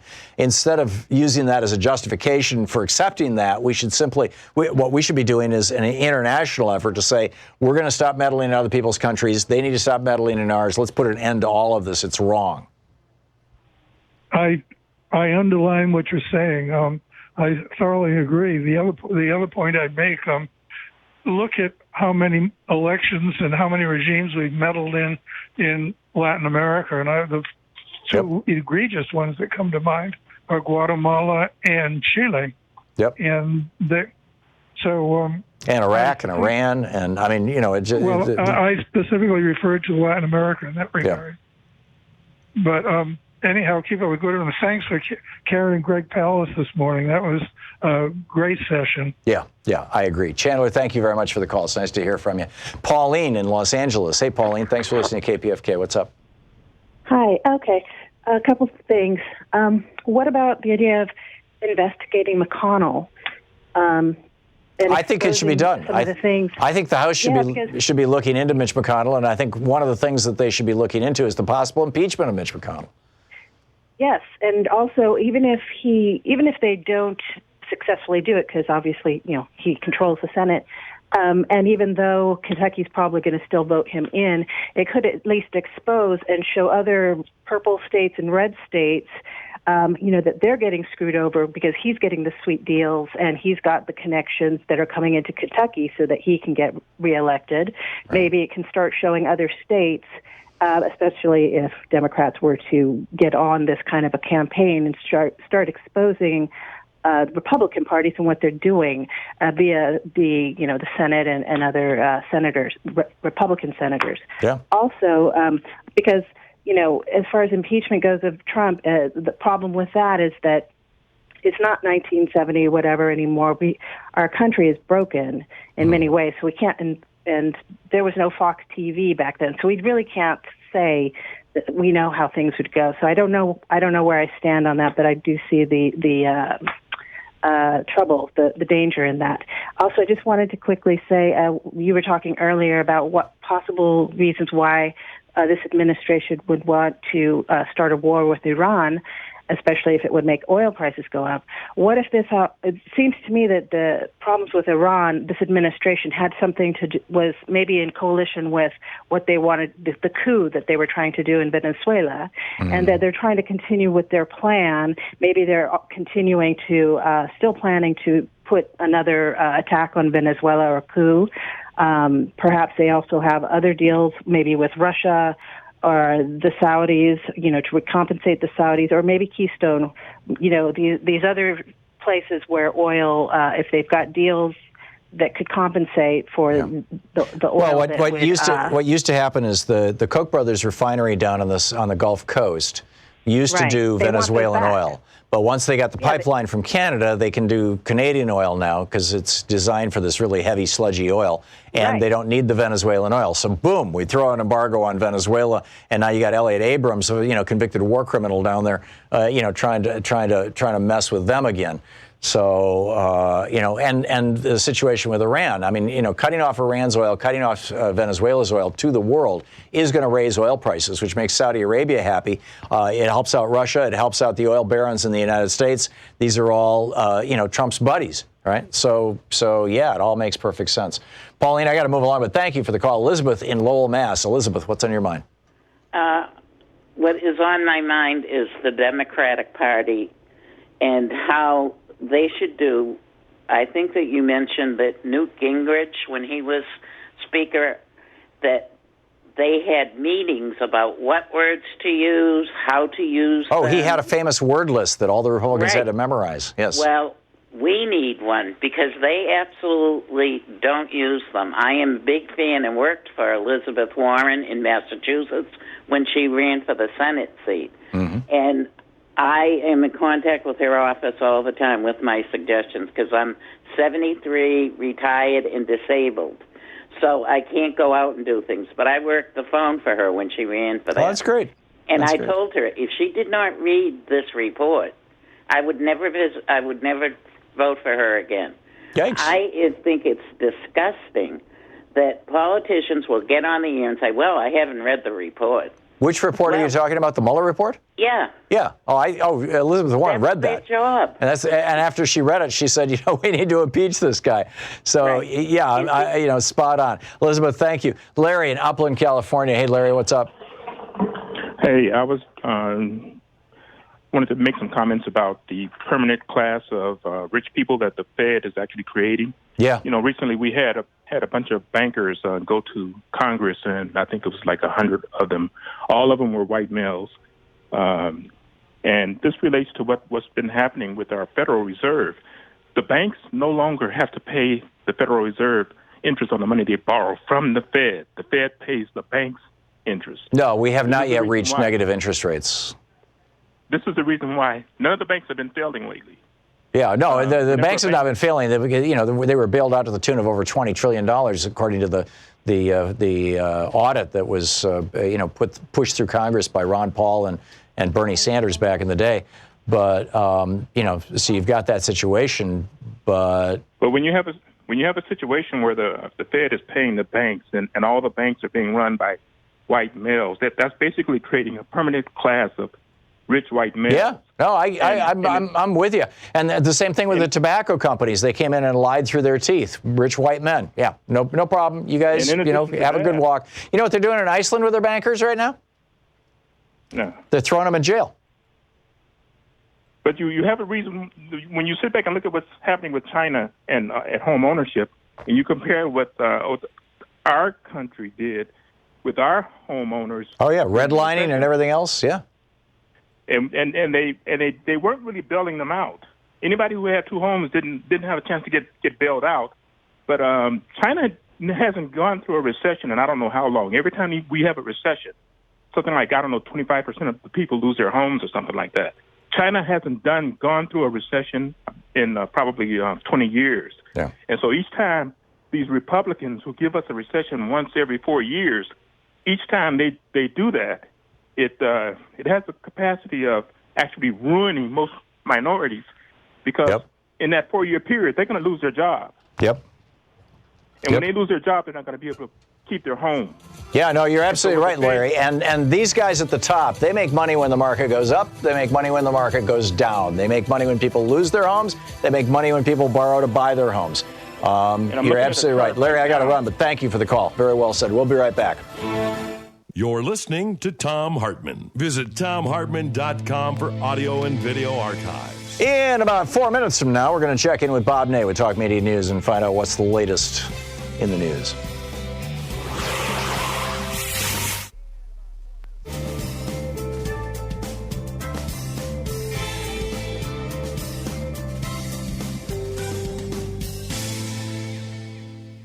And welcome back. Denny in Pine Top, Arizona. Hey, Denny, what's on your mind today? Hey, Tom. Good to talk to you. I grew up in Flint, like your dad. My dad was a tool and die. I'm a Vietnam-era veteran, ex-cop. My heroes are my kid brother, who's near terminal with his combat zone Agent Orange-related. Oh, my. I'm so sorry to hear that, Denny. That's fine. And those heroes include AOC and Malcolm Nance. And you. You guys are, you people are fighters and constitutional principled persons. And well, thank you, Denny. But I'm guessing that's not what you called about. Do you have a topic? No. You'd be welcome, my foxhole or police cruiser anytime. My question and comment is this. Number one, in the 90s, did not President Clinton balance or nearly balance our federal budget? Bill Clinton left a my recollection is $256 billion surplus for George Bush. And in his State of the Union address, George Bush came right out and said, this is not the government's money. This is your money. We're going to return this money to you. And he passed 3 massive tax cuts over the next 2 years. And by the end of the second year, we were in a over $500 billion a year deficit. Number two, as of currently reported, is not the 1% at the top of the recipient of the benefit of nearly $21 trillion since that time. Yes. And that $21 trillion, I don't know, maybe perhaps ill-gotten by efficient productivity, value-added, largely. Well, there's a bunch of scams, Denny, but the biggest one is they buy politicians to write laws that let them keep their money. Along with that. And lastly, isn't it interesting that our national debt is about $21 trillion? Is that a coincidence, or am I... oh, that's interesting. Yeah, that is. I think that is a coincidence. But the other point that I didn't get into earlier was that over the last 5 years, if it wasn't for increasing federal debt, corporate debt, and personal debt, there would have been absolutely no growth in the U.S. economy. We've actually been in a recession for the last couple of years. It started around 2016. And that value added, I think, largely is a benefit of economy of scale and other really increased productivity value. A lot of it's monopoly. There are about half as many publicly traded companies now as there were in 1990. And it's because the big fish are eating the little size and the medium-sized fish like crazy. And pretty soon there's nothing left but big fish. In every industry, 2 or 3 companies dominate. In some cases, 4 or 5 at the most dominate the industry. And they collaborate in ways that are just on the edge of legal to maintain high prices and to screw their workers and to rip off local communities tax-wise. And I think the youngsters in Congress, AOC, for example, I think they've kind of put their finger on the idea that why not borrow that amount of money, pay off the national debt, and look at the amount of interest payment we free up immediately. Yeah, no, there's a bunch of different ways to do that. But, the simple fact of the matter is that our national debt is also savings for people and countries. So it's not a terrible thing. That 21. But we do need to get it under control. Denny, thank you for the call.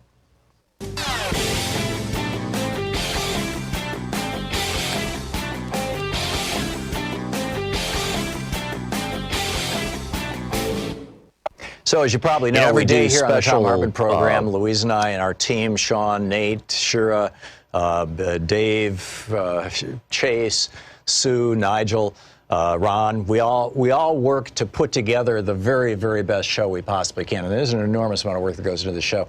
And one of the things that comes out of that is a lot of content, a lot of specific information that we go through and we dig out and, we want to share with you.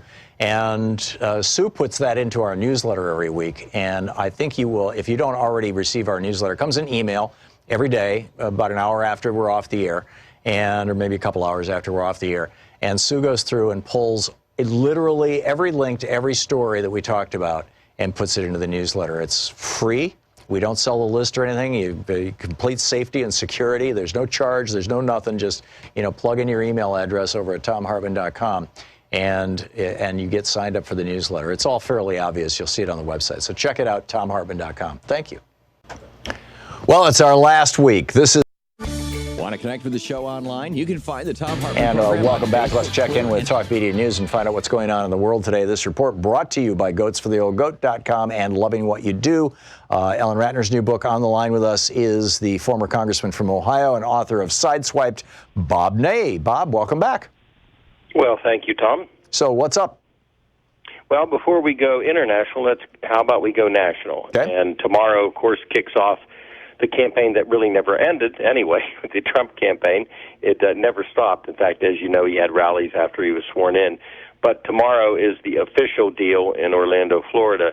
And one of the surprises that is coming out of this tomorrow that surfaced today is the president is going to bring health care debate front and center as he kicks off his bid for his second term. And this is a bit surprising. And Republicans, Tom, are extremely nervous about this because, as we know, there was the ACA, known as Obamacare, that came out, and then there were some, issues raised with Obamacare. And, of course, President Trump tried to seize that opportunity of some tweaks of the health care bill to say that it should be, well, of course, he took a little different approach than Ted Cruz, Ted Cruz said, let's, repeal it. And then the president said, repeal and replace. As you and I and everybody else that listens to your show and everybody in this nation knows, nothing happened.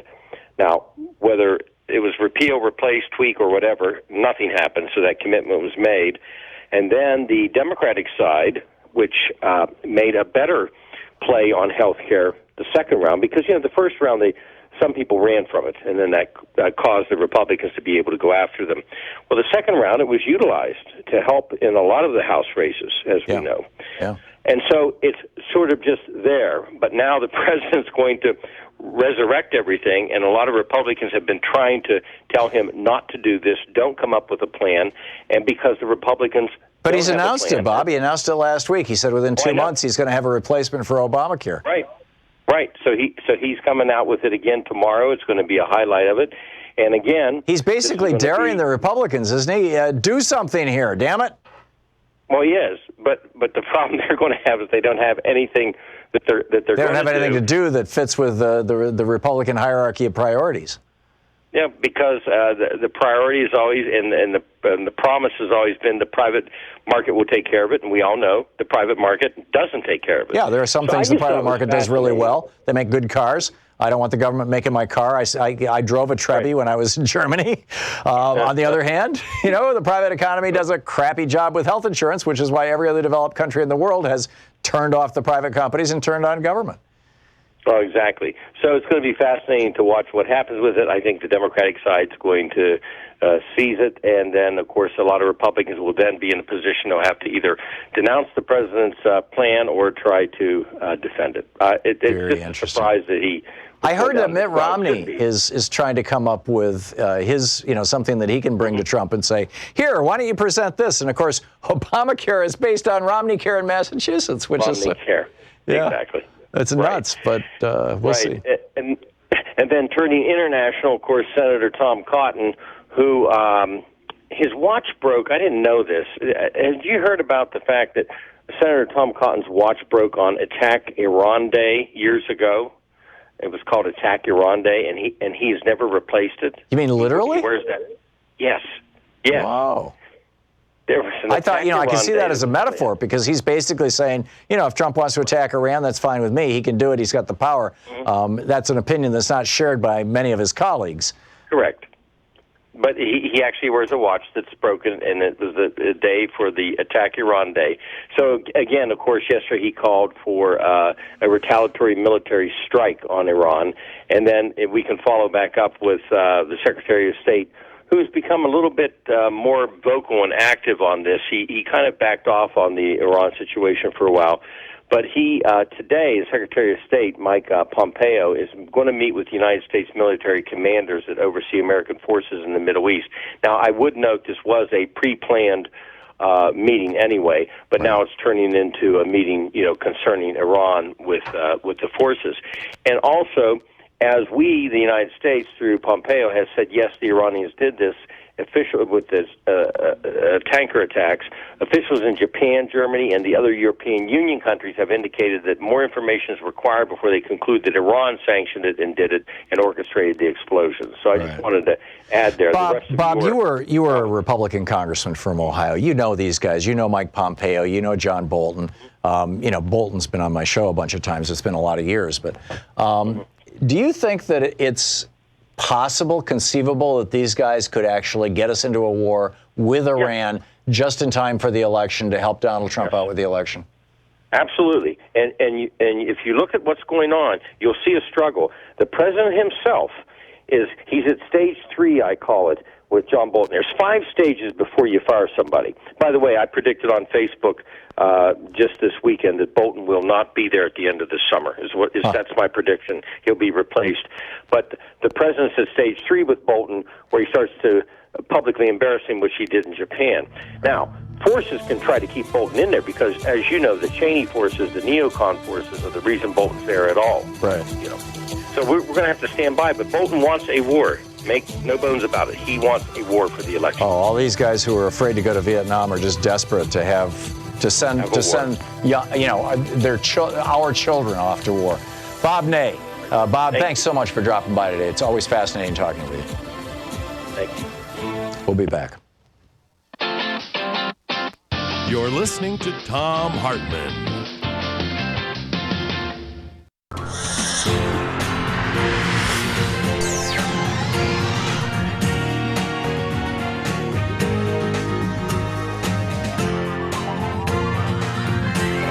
We say fight back!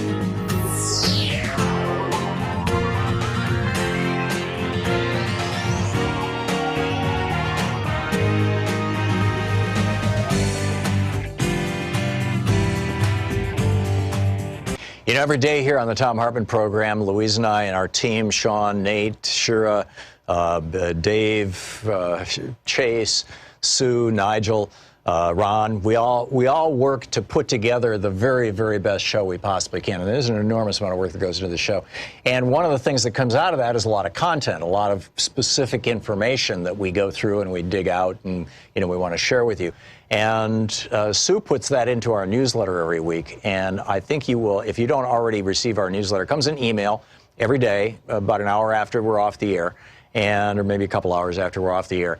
And Sue goes through and pulls literally every link to every story that we talked about and puts it into the newsletter. It's free. We don't sell a list or anything. You complete safety and security. There's no charge. There's no nothing. Just plug in your email address over at thomhartmann.com. And you get signed up for the newsletter. It's all fairly obvious. You'll see it on the website. So check it out, thomhartmann.com. Thank you. Well, it's our last week. This is your last chance. Today's Monday, but this week is your last chance to help out in this summer, to help out Free Speech TV, to help keep this network on the air, to keep this program in your living room or wherever it may appear in your home. On your computer, on your Apple Watch. I don't know how you're watching this, but here we are. And Free Speech TV puts us up on Dish and on Direct and on Sling and on Hulu and on Apple. And there's a few other places as well that I don't recall, but it's amazing to me, all the different ways that people get this program and call in and, via Free Speech TV. And it's so important for us that we keep this network viable and on the air. So please call now, 877-378-8669, and consider supporting Free Speech TV. It's a nonprofit organization. Nobody's getting rich off Free Speech TV, I can tell you that for sure. And it's to the best of my knowledge, the only genuinely progressive television network that we have in America. And we need a lot more. And we need Free Speech TV to grow. We need them to add shows so that they'll draw more audience, more live programming. We need them to get on more platforms. We need them to have the ability to build out their digital platform that you can also watch Free Speech TV at freespeech.org and, expanding that. There are so many ways that Free Speech TV can continue to be and expand their role as a vehicle for a progressive message every single day, 7 days a week, 24 hours a day, right here in the United States of America and around the world, frankly, through freespeech.org. And on Dish and Direct, I'm guessing that they throw a signal into Canada and Mexico as well. I know, Sirius XM does. You put a satellite above the United States and it kind of covers the whole thing. And we do get calls from Canada and Mexico from time to time. So this is a big deal. This is a real television network that runs on a budget that's smaller than the budget for 1 hour of programming on MSNBC. And, 3-4 times a year, we come to you for a couple of weeks. And this is the third week. We had to push it out into this third week because in the first 2 weeks, and I think we had Thursday and Friday before that, so we've had 2 weeks and 2 days, we have not yet met half our goals. We're way behind. And, we had a couple of good days last week where we kind of hit a normal daily goal, but we've not even had a single breakout day throughout this entire thing. And I don't know what to do to do it, to get it. I'm reminded of the old National Lampoon cover, buy this magazine or we'll shoot this dog. Remember that? That's a little extreme. We made a joke about that once. We had Blue, my dog, in the studio, and I put him on my lap, but nobody thought it was funny. I don't know what else to say other than help. We really need your help. If you haven't contributed to Free Speech TV yet, please call now, 877-378-8669. This is the real thing. This is the real fire alarm. We really do need to raise enough money to keep this network on the air. With a $20 gift, there is a new bumper sticker available, and that is, and this is a $20 gift, right, Nate? And the bumper sticker says, "Supercalifragilisticexpialidocious sexist Nazi POTUS." Forgive my inability to sing, but you get the point. Mary Poppins. Now, we also have the $20 toilet paper, right? The Trump toilet paper. That's also available with a $20 a month gift. With a $50 a month gift, you get the Trump toilet brush with stand, perfect for the elegant guest bathroom. With the $60 gift, you get both the toilet paper and the toilet brush. With a $120 gift, you get an autographed copy of The Hidden History of Guns and the Second Amendment, my new book. With a $20 a month commitment for at least a year, $20 a month, you give them the credit card and they'll just ding it every month. And you get the Thom Hartmann Program stainless steel water bottle. No more little particles of plastic in your water, right? With a $30 a month gift, you get the Thom Hartmann Program tote bag and the stainless steel water bottle. So A, you don't have to use plastic bags anymore, and B, you don't have to drink out of plastic bottles that have us all, frankly, pooping plastic. It sounds gross, but they're finding it in every human. I mean, it gets into our organs and it clogs things up, and it's like they're really starting to freak out about all this plastic in the environment, the microplastics. So anyhow, the tote bag and the stainless steel water bottle. With a $500 gift, we're going to do a virtual meet and greet, a get-together, a hangout on Zoom. With a $1,000 gift, come to Portland, hang out, watch the show. We'll go to lunch afterwards, or come to Philadelphia on July 12th at Netroots Nation, and we'll have a get-together there. But the bottom line is we need your help. 877-378-8669. Please call now. Please. Want to connect with the show online? You can find the Thom Hartmann Program on Facebook, Twitter, and Instagram. Said that when Russians learn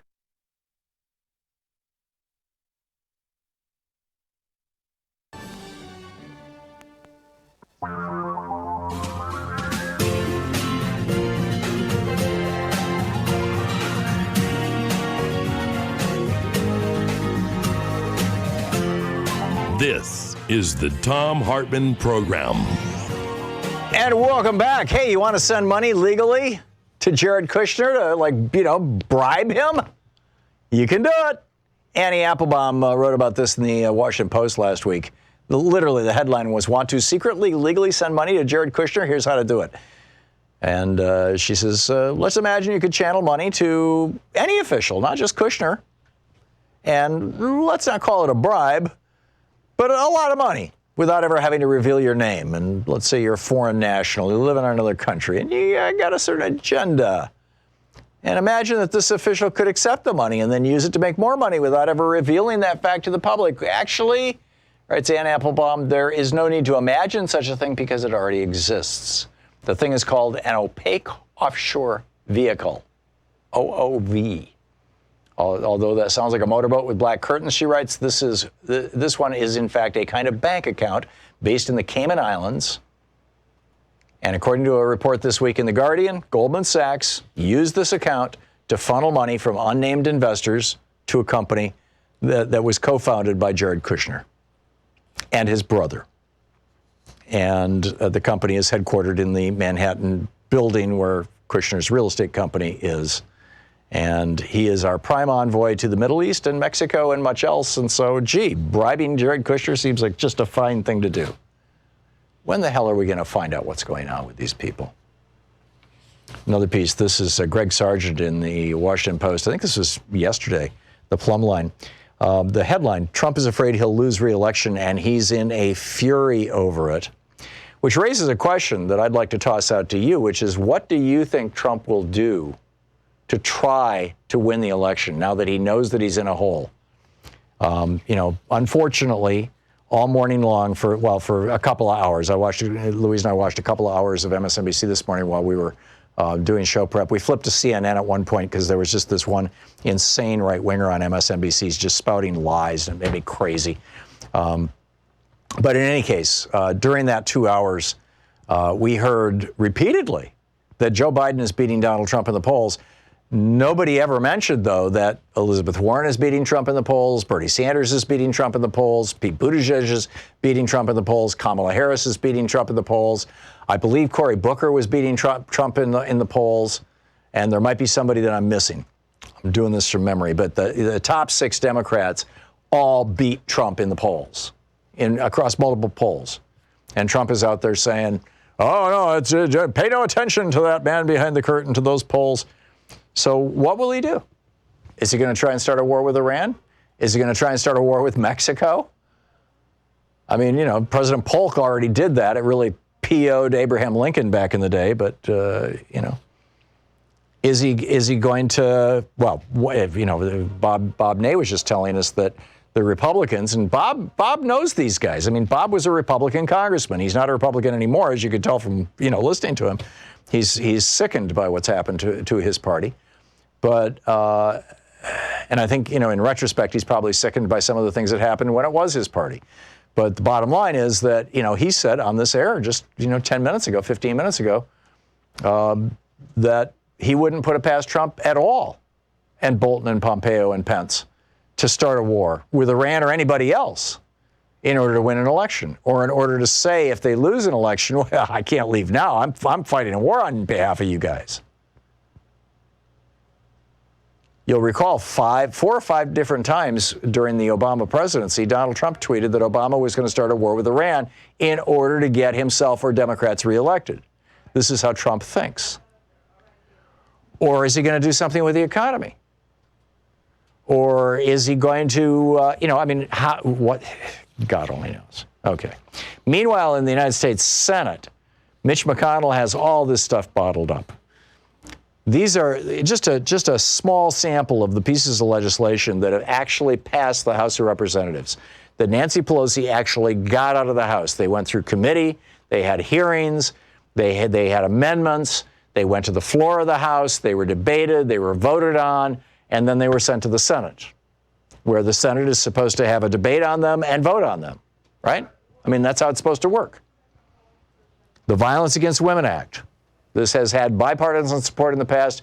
Mitch McConnell refuses to allow a vote for the Violence Against Women Act in the Senate. Background checks for gun sales.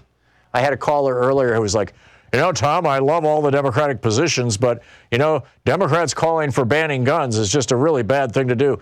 There are no Democrats calling for banning guns. It was like toward the end, he lapsed into reading. And I'm like, oh my God, this is a guy, where the NRA lies, right? I mean, literally, the NRA lies. Name one Democrat who wants to ban guns. There's none. This has been an NRA lie ever since Obama was elected. It's probably an NRA lie that goes back to the 80s. But background checks have over 80% support. The majority of Republicans support background checks for gun sales, which is not banning guns. It's a damn background check. The For the People Act on voting rights, fighting corruption, that would force essentially campaigns to disclose where they're getting their money from, and that would make it a right to vote in the United States, not just a privilege. This is past the House. It's sitting in the Senate. Mitch McConnell won't touch it. The Election Security Act. This was passed. There's actually 2 pieces of legislation that have been passed by the House that would secure our elections. Both of them with a lot of Republican support. Mitch McConnell will not even discuss it in the Senate. On the Senate, you had 7 Republican senators go to Moscow for the 4th of July. We never heard back from them what they did or why they did it or why they went or anything. But, Mitch McConnell, he's got I don't know if Deripaska is Ukrainian or Russian, but he's, an oligarch from that part of the world who's originally was banned, was blocked, and then the sanctions were lifted, and then he comes along and says, "Oh, cool, I'm going to build when Trump puts tariffs on aluminum and steel," and so Deripaska says, "Well, yeah, I'll spend a couple $100 million bucks. I'll build a factory in Kentucky, just in time for Mitch McConnell's election. Let's create some jobs." But election security, making sure that Russia can't hack the election, or China, or Israel, or the UAE, or Saudi Arabia, or North Korea, or pick another country that has really, really good high-tech hacking capabilities. Mitch McConnell will not allow even a debate about this. The Equality Act against discrimination against, to block or to criminalize, basically, discrimination against people because they're gay, they're trans, they're bi, whatever it may be. Not a chance. It passed the House of Representatives. It's sitting on the floor of the Senate. Mitch McConnell won't touch it. Senator Chris Murphy, speaking of what's going on, he says, what's really difficult to swallow for those of us who worked so hard to get to the United States Senate is that we're not even trying to do our job any longer. We come in, cast a few votes on judicial nominations, and then go home on Thursdays, which is really, what McConnell wants, is lots and lots of right-wing judges, and that's it. End of discussion. So Trump promised he was going to make America great, right? But by 2027, this is when the bottom 17% of us got a small tax cut in the Trump tax scam. That tax cut goes away in 8 years. for the bottom 17%. The top 83%, or the 83% of the tax cut that went to the top 1%, that's permanent. But the tax cut, so that Trump could say, yeah, I'm giving a tax cut to people who make under $75,000 a year. The tax cut for people who make under $75,000 a year expires in 8 years.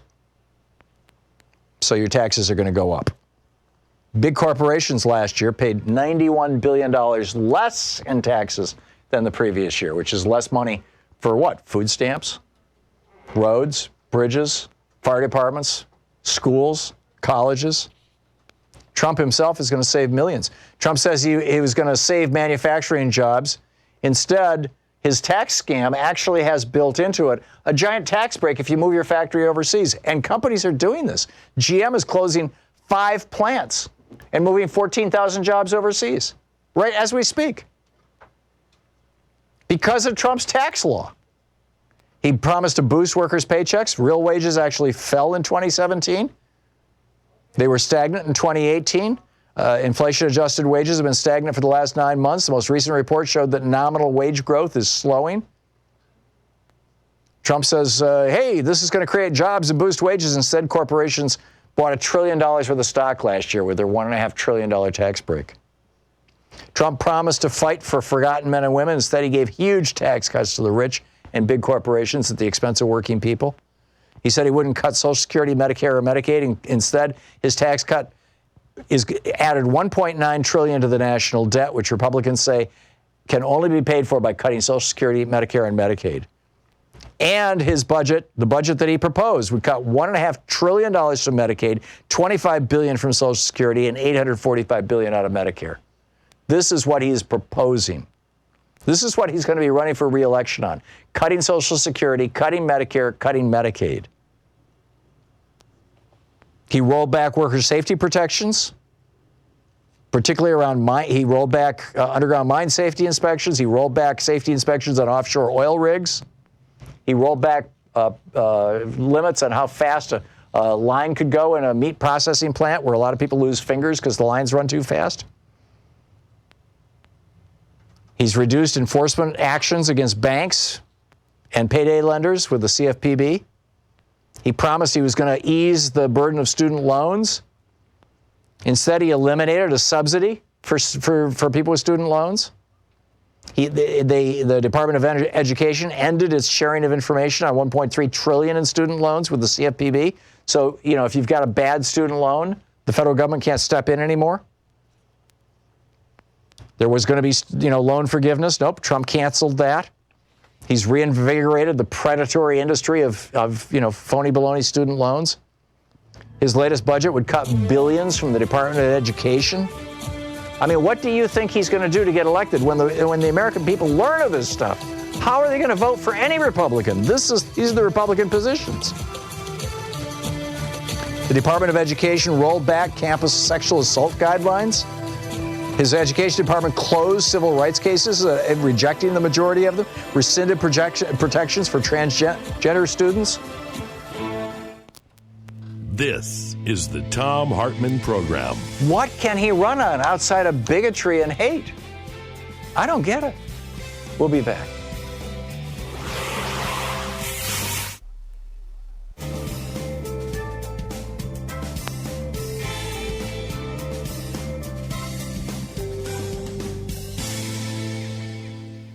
And welcome back. Chris in Stuyvesant, New York. Hey, Chris, what's on your mind today? Thanks for watching Free Speech.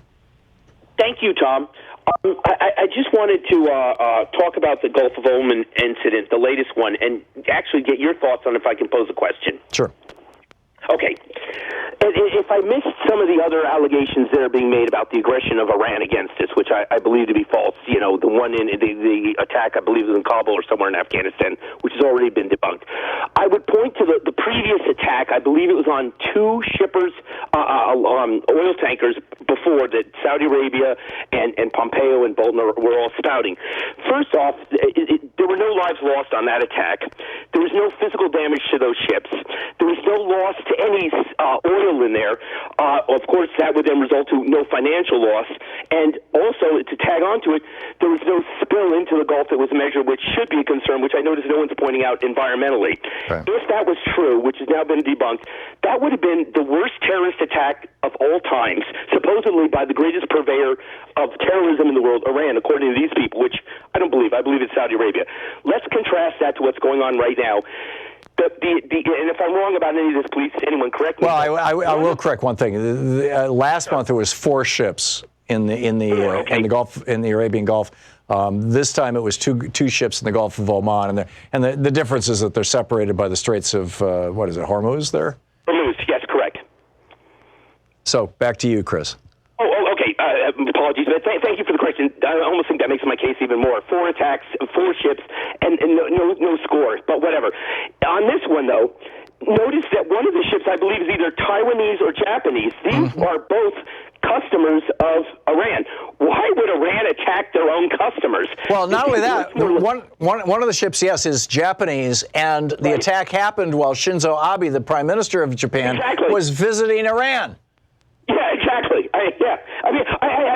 I apologize for any levity in my voice, but please, again, your thoughts. And when I first got on hold, Bob Day was an hour ahead of me. I would love to hear his thoughts on. I realize he's gone now, but if you could pose this question, and again, I'll take my response offline. Your thoughts on this? It just seems to be so obvious. But after seeing Tom Cotton on the Sunday shows, I believe he's on Bob Schieffer's old show, Face the Nation. I mean, they're ready to go. They're chomping at the bit. And again, I'm concerned, and I would love to hear your thoughts on this topic, please. Well, I think it's very troubling that the networks are putting Tom Cotton on when he wants to have a war with Iran, and instead of more rational voices, foreign policy voices. It's like, we saw this movie in 2002, the end of 2002, early 2003, with Iraq. Where the networks and the newspapers were featuring all these senators and experts and whatnot who were saying, Saddam Hussein, he's got WMD, and you don't want the smoking gun to be a mushroom cloud, and all this kind of BS, and it led us to a war that killed 4,000 or 5,000 American soldiers, killed hundreds of thousands of Iraqis, displaced over 5 million Iraqis, tore their country apart, destroyed 7,000 years of civilization, all these artifacts that got looted out of the museums. I mean, it's just nuts. And a war with Iran would be far worse. And because Iraq had been softened up for years by the sanctions. I mean, they'd had a decade and a half of sanctions at that time from the first Gulf War. So, yeah, Chris, I'm with you. I think I'm suspicious of Saudi Arabia, too. But, God only knows. Probably literally. We'll be back. It's 22 minutes past the hour.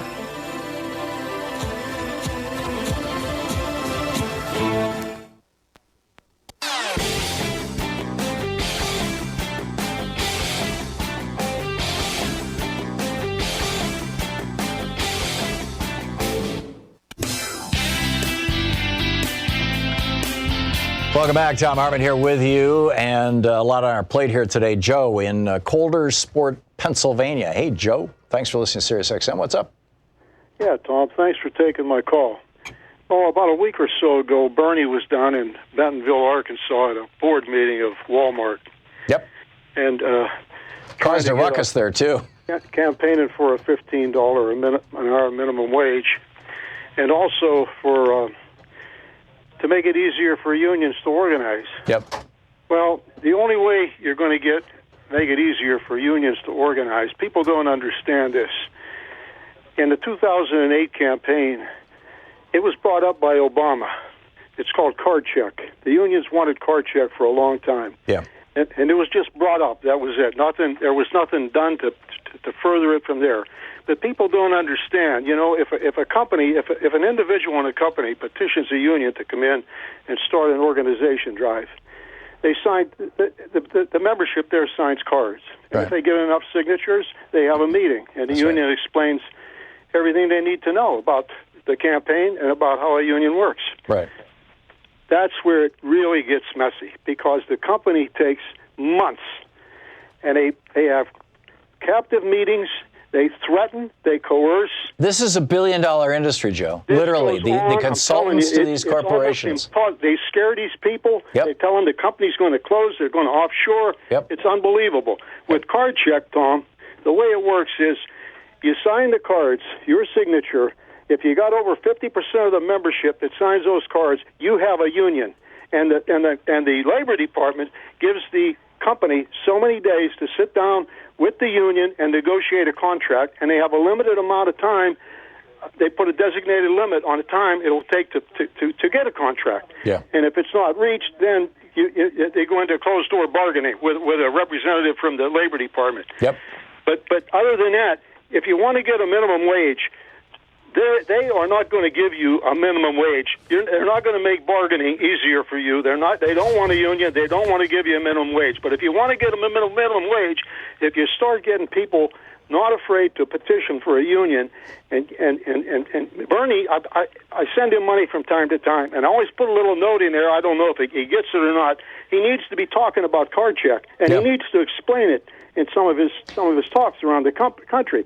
The last election, these were all Rust Belt union people that voted for Trump, a lot of them. I know. And if they would have brought this up, hey, we're the ones that are going to back unions. We want to get unions back in business. We want to undo what Reagan did to this country. Yep.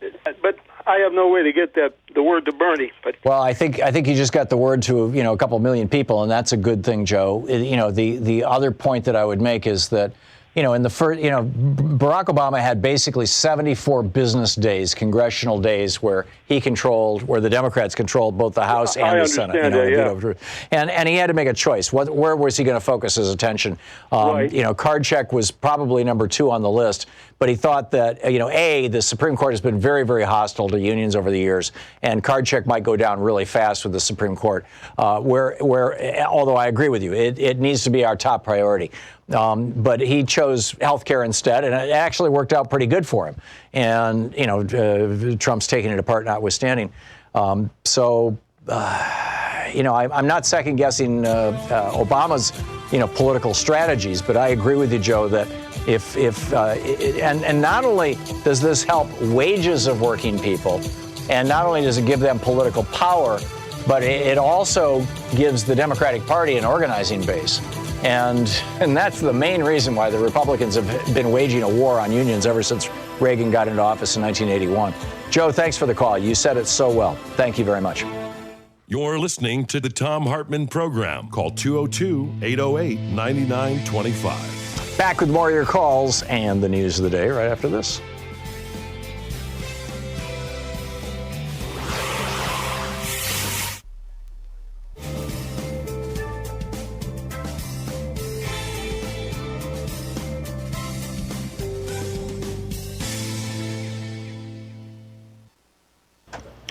Well, it's our last week. This is your last chance. Today's Monday, but this week is your last chance to help out in this summer, to help out Free Speech TV, to help keep this network on the air, to keep this program in your living room or wherever it may appear in your home, on your computer, on your Apple Watch. I don't know how you're watching this, but here we are. And Free Speech TV puts us up on Dish and on Direct and on Sling and on Hulu and on Apple. And there's a few other places as well that I don't recall, but it's amazing to me, all the different ways that people get this program and call in and, via Free Speech TV. And it's so important for us that we keep this network viable and on the air. So please call now, 877-378-8669, and consider supporting Free Speech TV. It's a nonprofit organization. Nobody's getting rich off Free Speech TV, I can tell you that for sure. And it's to the best of my knowledge, the only genuinely progressive television network that we have in America. And we need a lot more.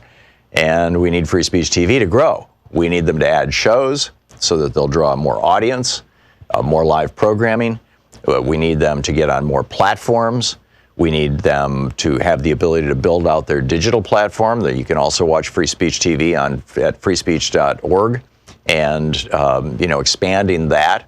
There are so many ways that Free Speech TV can continue to be and expand their role as a vehicle for a progressive message every single day, 7 days a week, 24 hours a day, right here in the United States of America and around the world, frankly, through freespeech.org. And on Dish and Direct, I'm guessing that they throw a signal into Canada and Mexico as well. I know, Sirius XM does. You put a satellite above the United States and it kind of covers the whole thing. And we do get calls from Canada and Mexico from time to time. So this is a big deal. This is a real television network that runs on a budget that's smaller than the budget for 1 hour of programming on MSNBC. And, 3-4 times a year, we come to you for a couple of weeks.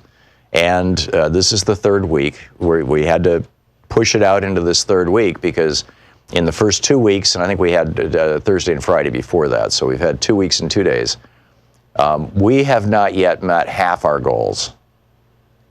We're way behind. And, we had a couple of good days last week where we kind of hit a normal daily goal, but we've not even had a single breakout day throughout this entire thing. And I don't know what to do to do it, to get it. I'm reminded of the old National Lampoon cover, buy this magazine or we'll shoot this dog. Remember that? That's a little extreme. We made a joke about that once. We had Blue, my dog, in the studio, and I put him on my lap, but nobody thought it was funny. I don't know what else to say other than help. We really need your help. If you haven't contributed to Free Speech TV yet, please call now, 877-378-8669. This is the real thing. This is the real fire alarm. We really do need to raise enough money to keep this network on the air. With a $20 gift, there is a new bumper sticker available, and that is, and this is a $20 gift, right, Nate? And the bumper sticker says, "Supercalifragilisticexpialidocious sexist Nazi POTUS." Forgive my inability to sing, but you get the point. Mary Poppins. Now, we also have the $20 toilet paper, right? The Trump toilet paper. That's also available with a $20 a month gift. With a $50 a month gift, you get the Trump toilet brush with stand, perfect for the elegant guest bathroom. With the $60 gift, you get both the toilet paper and the toilet brush. With a $120 gift, you get an autographed copy of The Hidden History of Guns and the Second Amendment, my new book. With a $20 a month commitment for at least a year, $20 a month, you give them the credit card and they'll just ding it every month. And you get the Thom Hartmann Program stainless steel water bottle. No more little particles of plastic in your water, right? With a $30 a month gift, you get the Thom Hartmann Program tote bag and the stainless steel water bottle. So A, you don't have to use plastic bags anymore, and B, you don't have to drink out of plastic bottles that have us all, frankly, pooping plastic. It sounds gross, but they're finding it in every human. I mean, it gets into our organs and it clogs things up, and it's like they're really starting to freak out about all this plastic in the environment, the microplastics. So anyhow, the tote bag and the stainless steel water bottle. With a $500 gift, we're going to do a virtual meet and greet, a get-together, a hangout on Zoom. With a $1,000 gift, come to Portland, hang out, watch the show. We'll go to lunch afterwards, or come to Philadelphia on July 12th at Netroots Nation, and we'll have a get-together there. But the bottom line is we need your help. 877-378-8669. Please call now. Please. Want to connect with the show online? You can find the Thom Hartmann Program on Facebook, Twitter, and Instagram.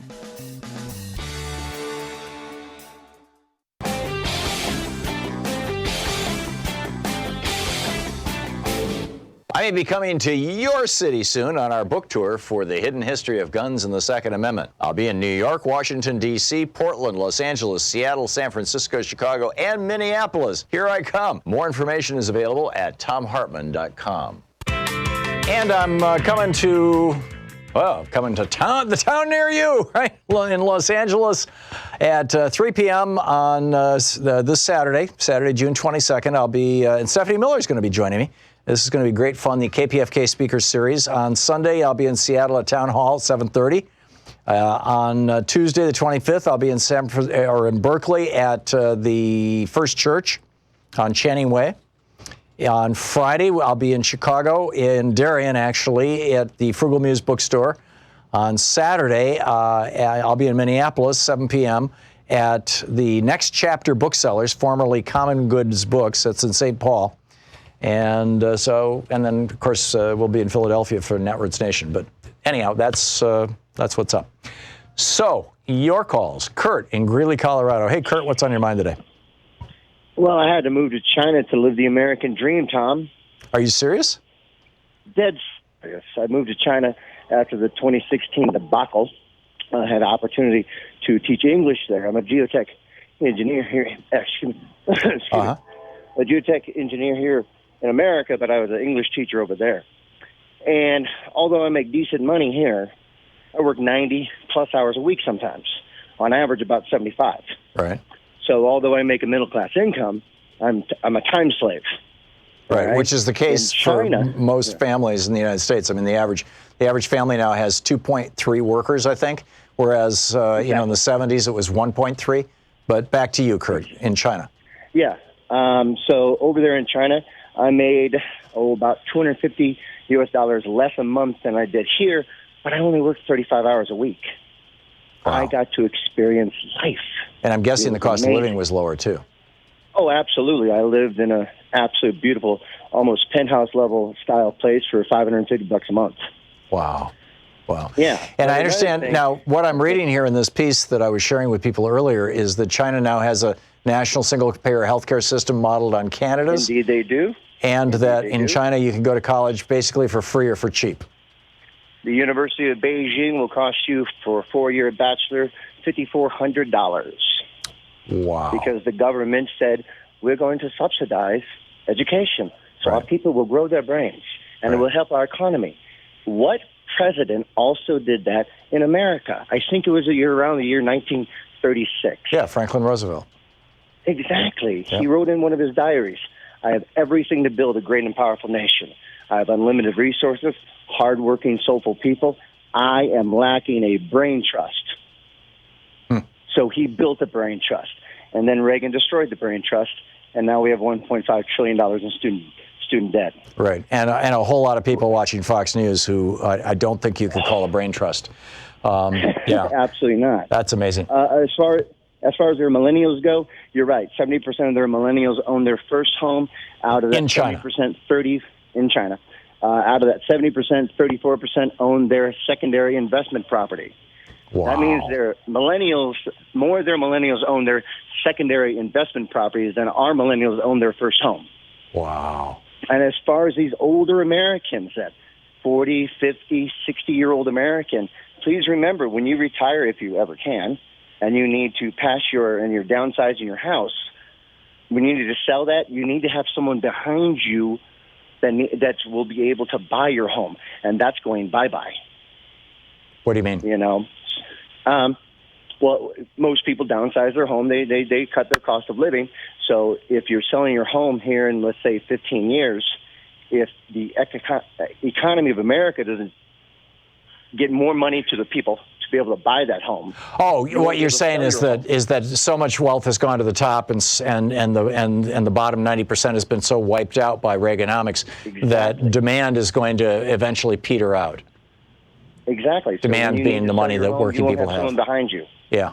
So China's, as far as their economics, as Richard Wolff will tell you, and I know you talk to him a lot, the average Chinese worker wage has increased 627% in the last 15 years. Wow.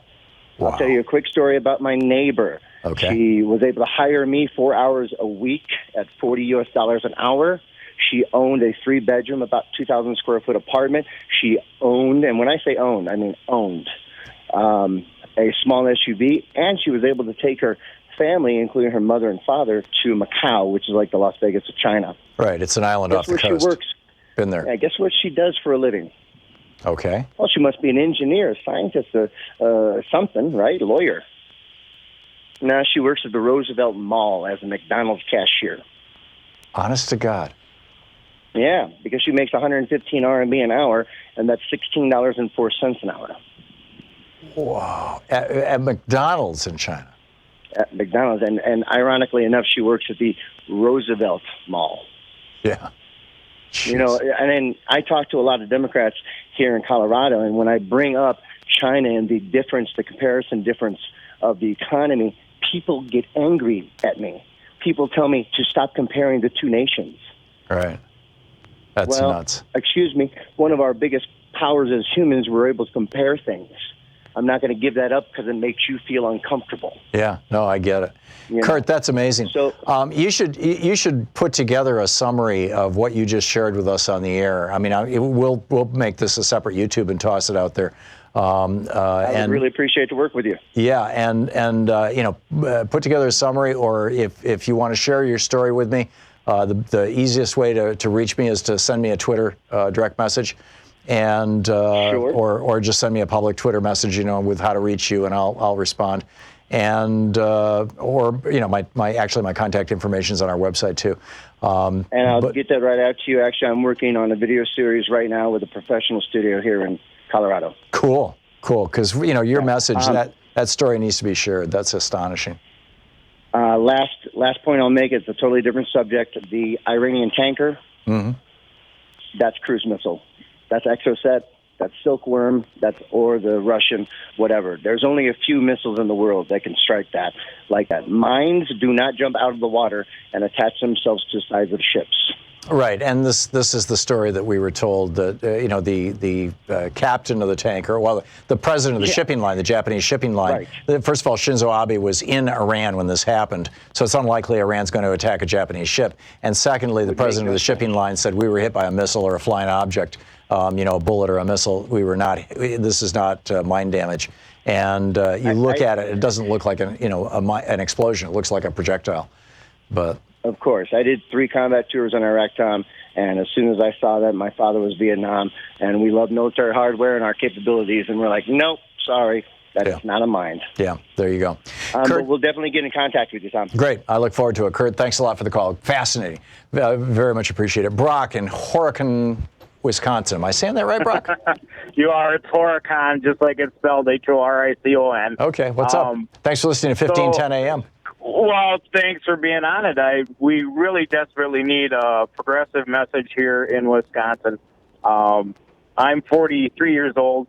In the last decade, since Scott Walker has taken over, we have gone back to the 1980s, and without the use of a DeLorean, and not to the good 1980s. Right. We went back to the without the big hair. Yeah, we went back to all my friends moved out of town because the plants closed. And Ronald Reagan was doing such a good job reading his little teleprompter, wrapped in the throes of Alzheimer's, probably.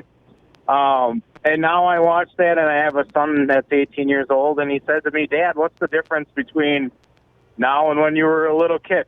I said, well, I was a little kid, so I had it made. Much like when you were a little kid, you had it made. I think lots of people probably did. My parents were strong union workers.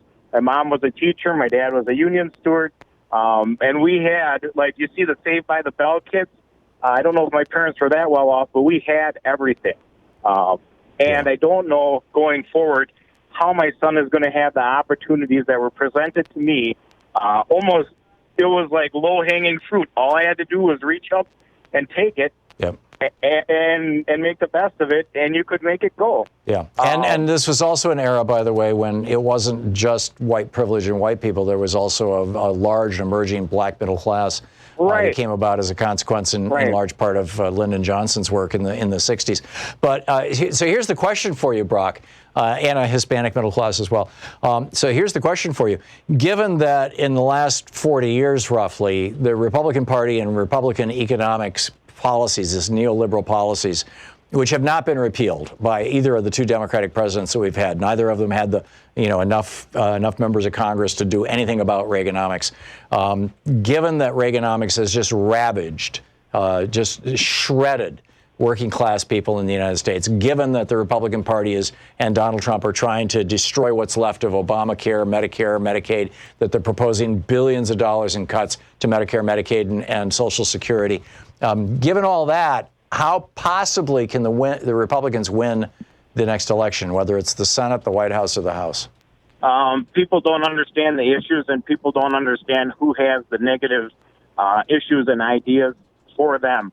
They should be voting for Democrats, but around here they want to vote in their, against their best interests repeatedly. Right. I work in healthcare, so I work with a lot of older people, as you can imagine. I'm 43, so older is a relative term. But most of the time when you present a negative idea, they almost always automatically guess it's a Democratic one. And you know how long I've been doing that, 4 or 5 years?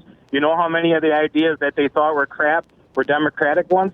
Not a single one. Right. Not a single one. So you're saying, Brock, Brock, we're going to hit a break here. It sounds like what you're saying is that you think that the media is going to, like they did in 2016, not talk about the issues. They're going to talk about the horse race, and because people are uninformed, they may vote Republican. Is that the bottom line? Yeah, well, the bottom line is Bernie Sanders is the best candidate, has been the best candidate, and will be the best candidate. Okay. Period. I get that. Brock, thank you. I get it that you're now I do, I guess, a Bernie fan. But I think any Democrat right now is going to be better than what we've got. We'll be right back. You're listening to Thom Hartmann. Visit ThomHartmann.com for audio and video archives. It's 45 minutes past the hour. It's the Thom Hartmann Program, talk media for the sane among us. We'll be right back.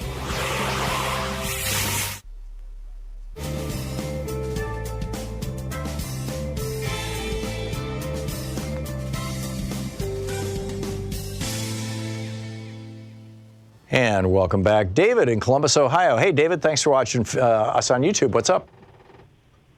The reason I called is I've heard several people say what the Democrats are doing and what the impeachment thing is all about. And it seems to me what's not being talked about is that millions and millions of voters put in Democrats so that they could speak to power. And Nancy Pelosi comes along, and I made your screener chuckle by saying with a wishy-washy approach to it. And my point is that if they don't speak to the presidential power, even though the Senate isn't going to go and impeach him, most Democratic people are going to throw their hands up and say, you know what, what's the use? And what we need to do is what the Republicans would do, is keep right on screaming until someone listens. Yeah. I absolutely agree. And I think that the Democrats right now desperately need some good political theater. David, thank you. And we're not getting it out of our members of Congress. Norma in Montgomery, Alabama. Hey, Norma. Thanks for watching Free Speech. What's up? Hi, Dr. Tom. When it comes to Iran, does anyone else in this country own a map? If you look at Iran, it's sitting right there next to the Caspian Sea. And if you look north, there's Russia. Do you think that Putin is going to sit back and watch the UK and the United States take over Iran's oil wells? Do you think Japan is going to do that, or China? I don't think Putin is going to allow Trump to have a war. I agree. I think Putin actually stopped Trump in Venezuela. Yes, and I think do he'll stop him in Iran as well. Yeah. Well, am I the only person that owns a map? I guess that's the upside. People. By the way, this is the upside of Trump being in Putin's pocket. Is that it stopped at least one war so far. Yeah. Well, people, if you want to stop this and make Trump look like a fool, just ask them if they have a map. Have they ever looked at a map? Right. Look at it, and you can see that Trump can sail anything he wants right into Tehran because of the Caspian Sea. And if Saudi Arabia is out of oil, that's too bad.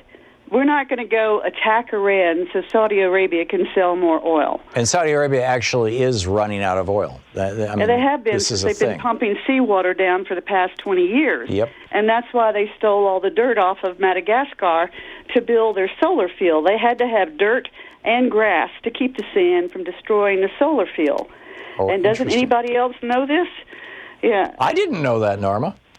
Oh, that's This is. I know that they've thrown billions into trying to get Saudi Arabia independent of fossil fuels for their own energy needs. That's why they went in and bought about a third of Madagascar, clear-cut it, and started hauling dirt to Saudi Arabia and planting grass seeds so that it would not scour the solar panels. That was about 10, 15 years ago. That's amazing. That's amazing.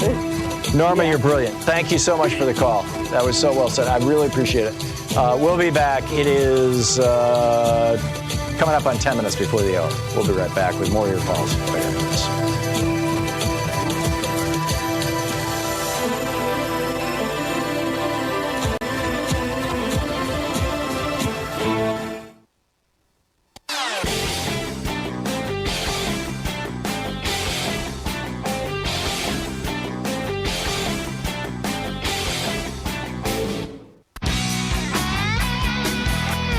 Welcome back. Thom Hartmann here with you. Jane in Loveland, Colorado. Hey, Jane, thanks for listening to Sirius XM. What's up? Hey, Tom. Thank you so much for taking my call. I just wanted to plug your wonderful documentary, Ice on Fire. I thought it was excellent. You and Leonardo DiCaprio did a wonderful job making it a little bit more hopeful. Yeah, and Lila Connors, too. And there's a few other people, and George DiCaprio. George played a big role in it. I believe George is going to be on our show Friday morning down in L.A. and stand with him. So, you know, but it's a beautiful, brilliant documentary, and HBO is offering it for free. I know it was going to be, I don't know how long they've been offering it for free, and I don't know if they've cut it off yet, but if you go to HBO.com, you can literally just watch it on your computer. Wow. If you're not an HBO subscriber, if you are an HBO subscriber, of course you can see it anytime you want. So, but the documentary is called Ice on Fire. I'm glad you liked it, Jane. Thank you so much for all you do, Tom. You're welcome, Jane. Thanks for the call. That was so nice of you.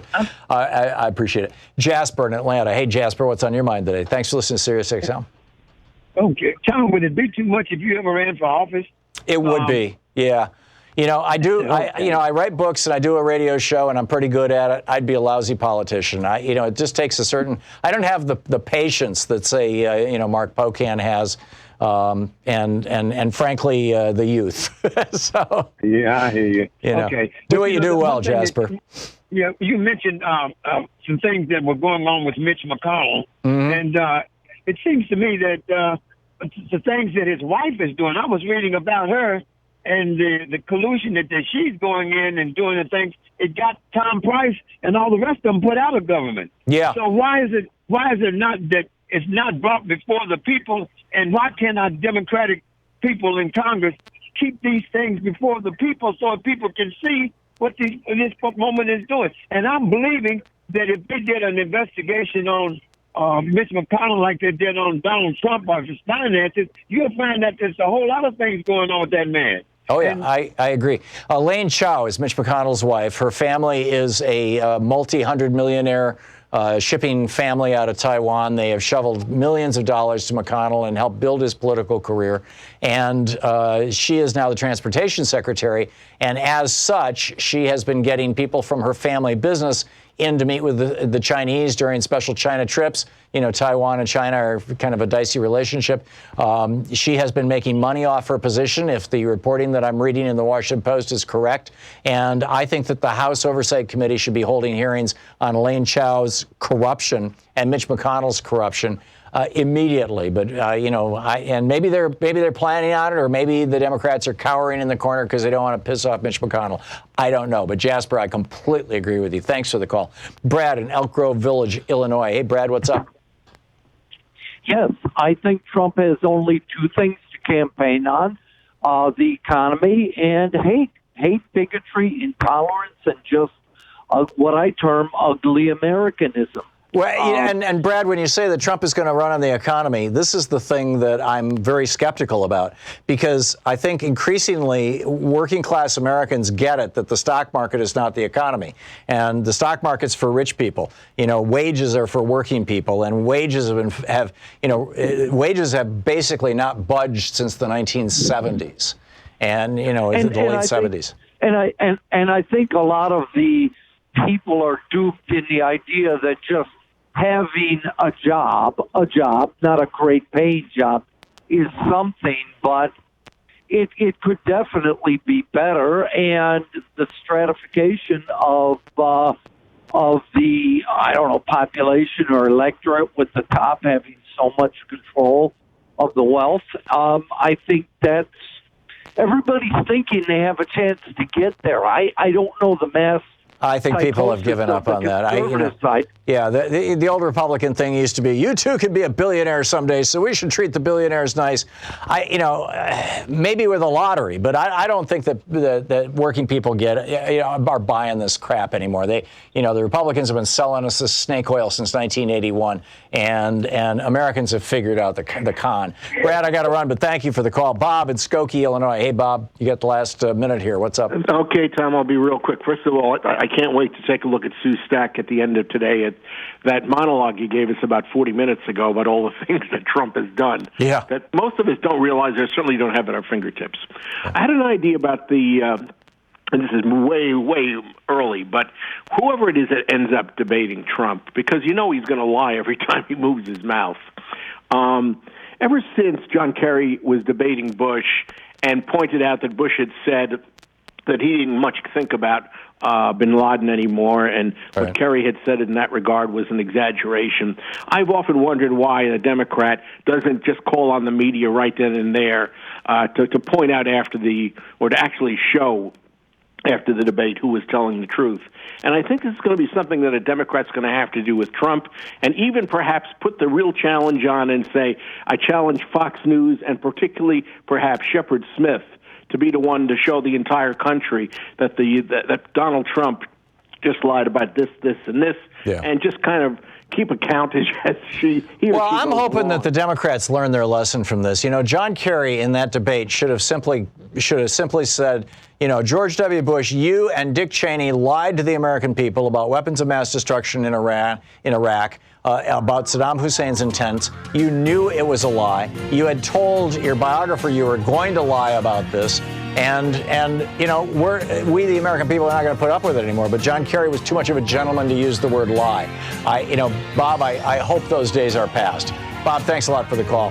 And my apologies to the rest of you who are on hold right now. We'll pick up your calls tomorrow. In the meantime, don't forget, it's the end of the show, so don't forget democracy is not a spectator sport. It really and truly isn't. You can't have a functioning republic if you don't have an engaged electorate, if you don't have people who are actually registered to vote so that they can participate. So double check your registration, make sure all your friends are registered, share the good word about progressive media, and get out there, get active, tag, you're it. We'll see you tomorrow, same time, same place. You've been listening to Thom Hartmann. For audio and video archives, visit thomhartmann.com.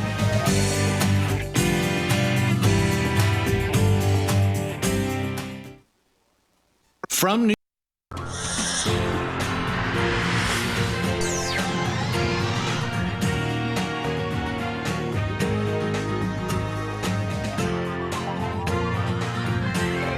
We say fight back!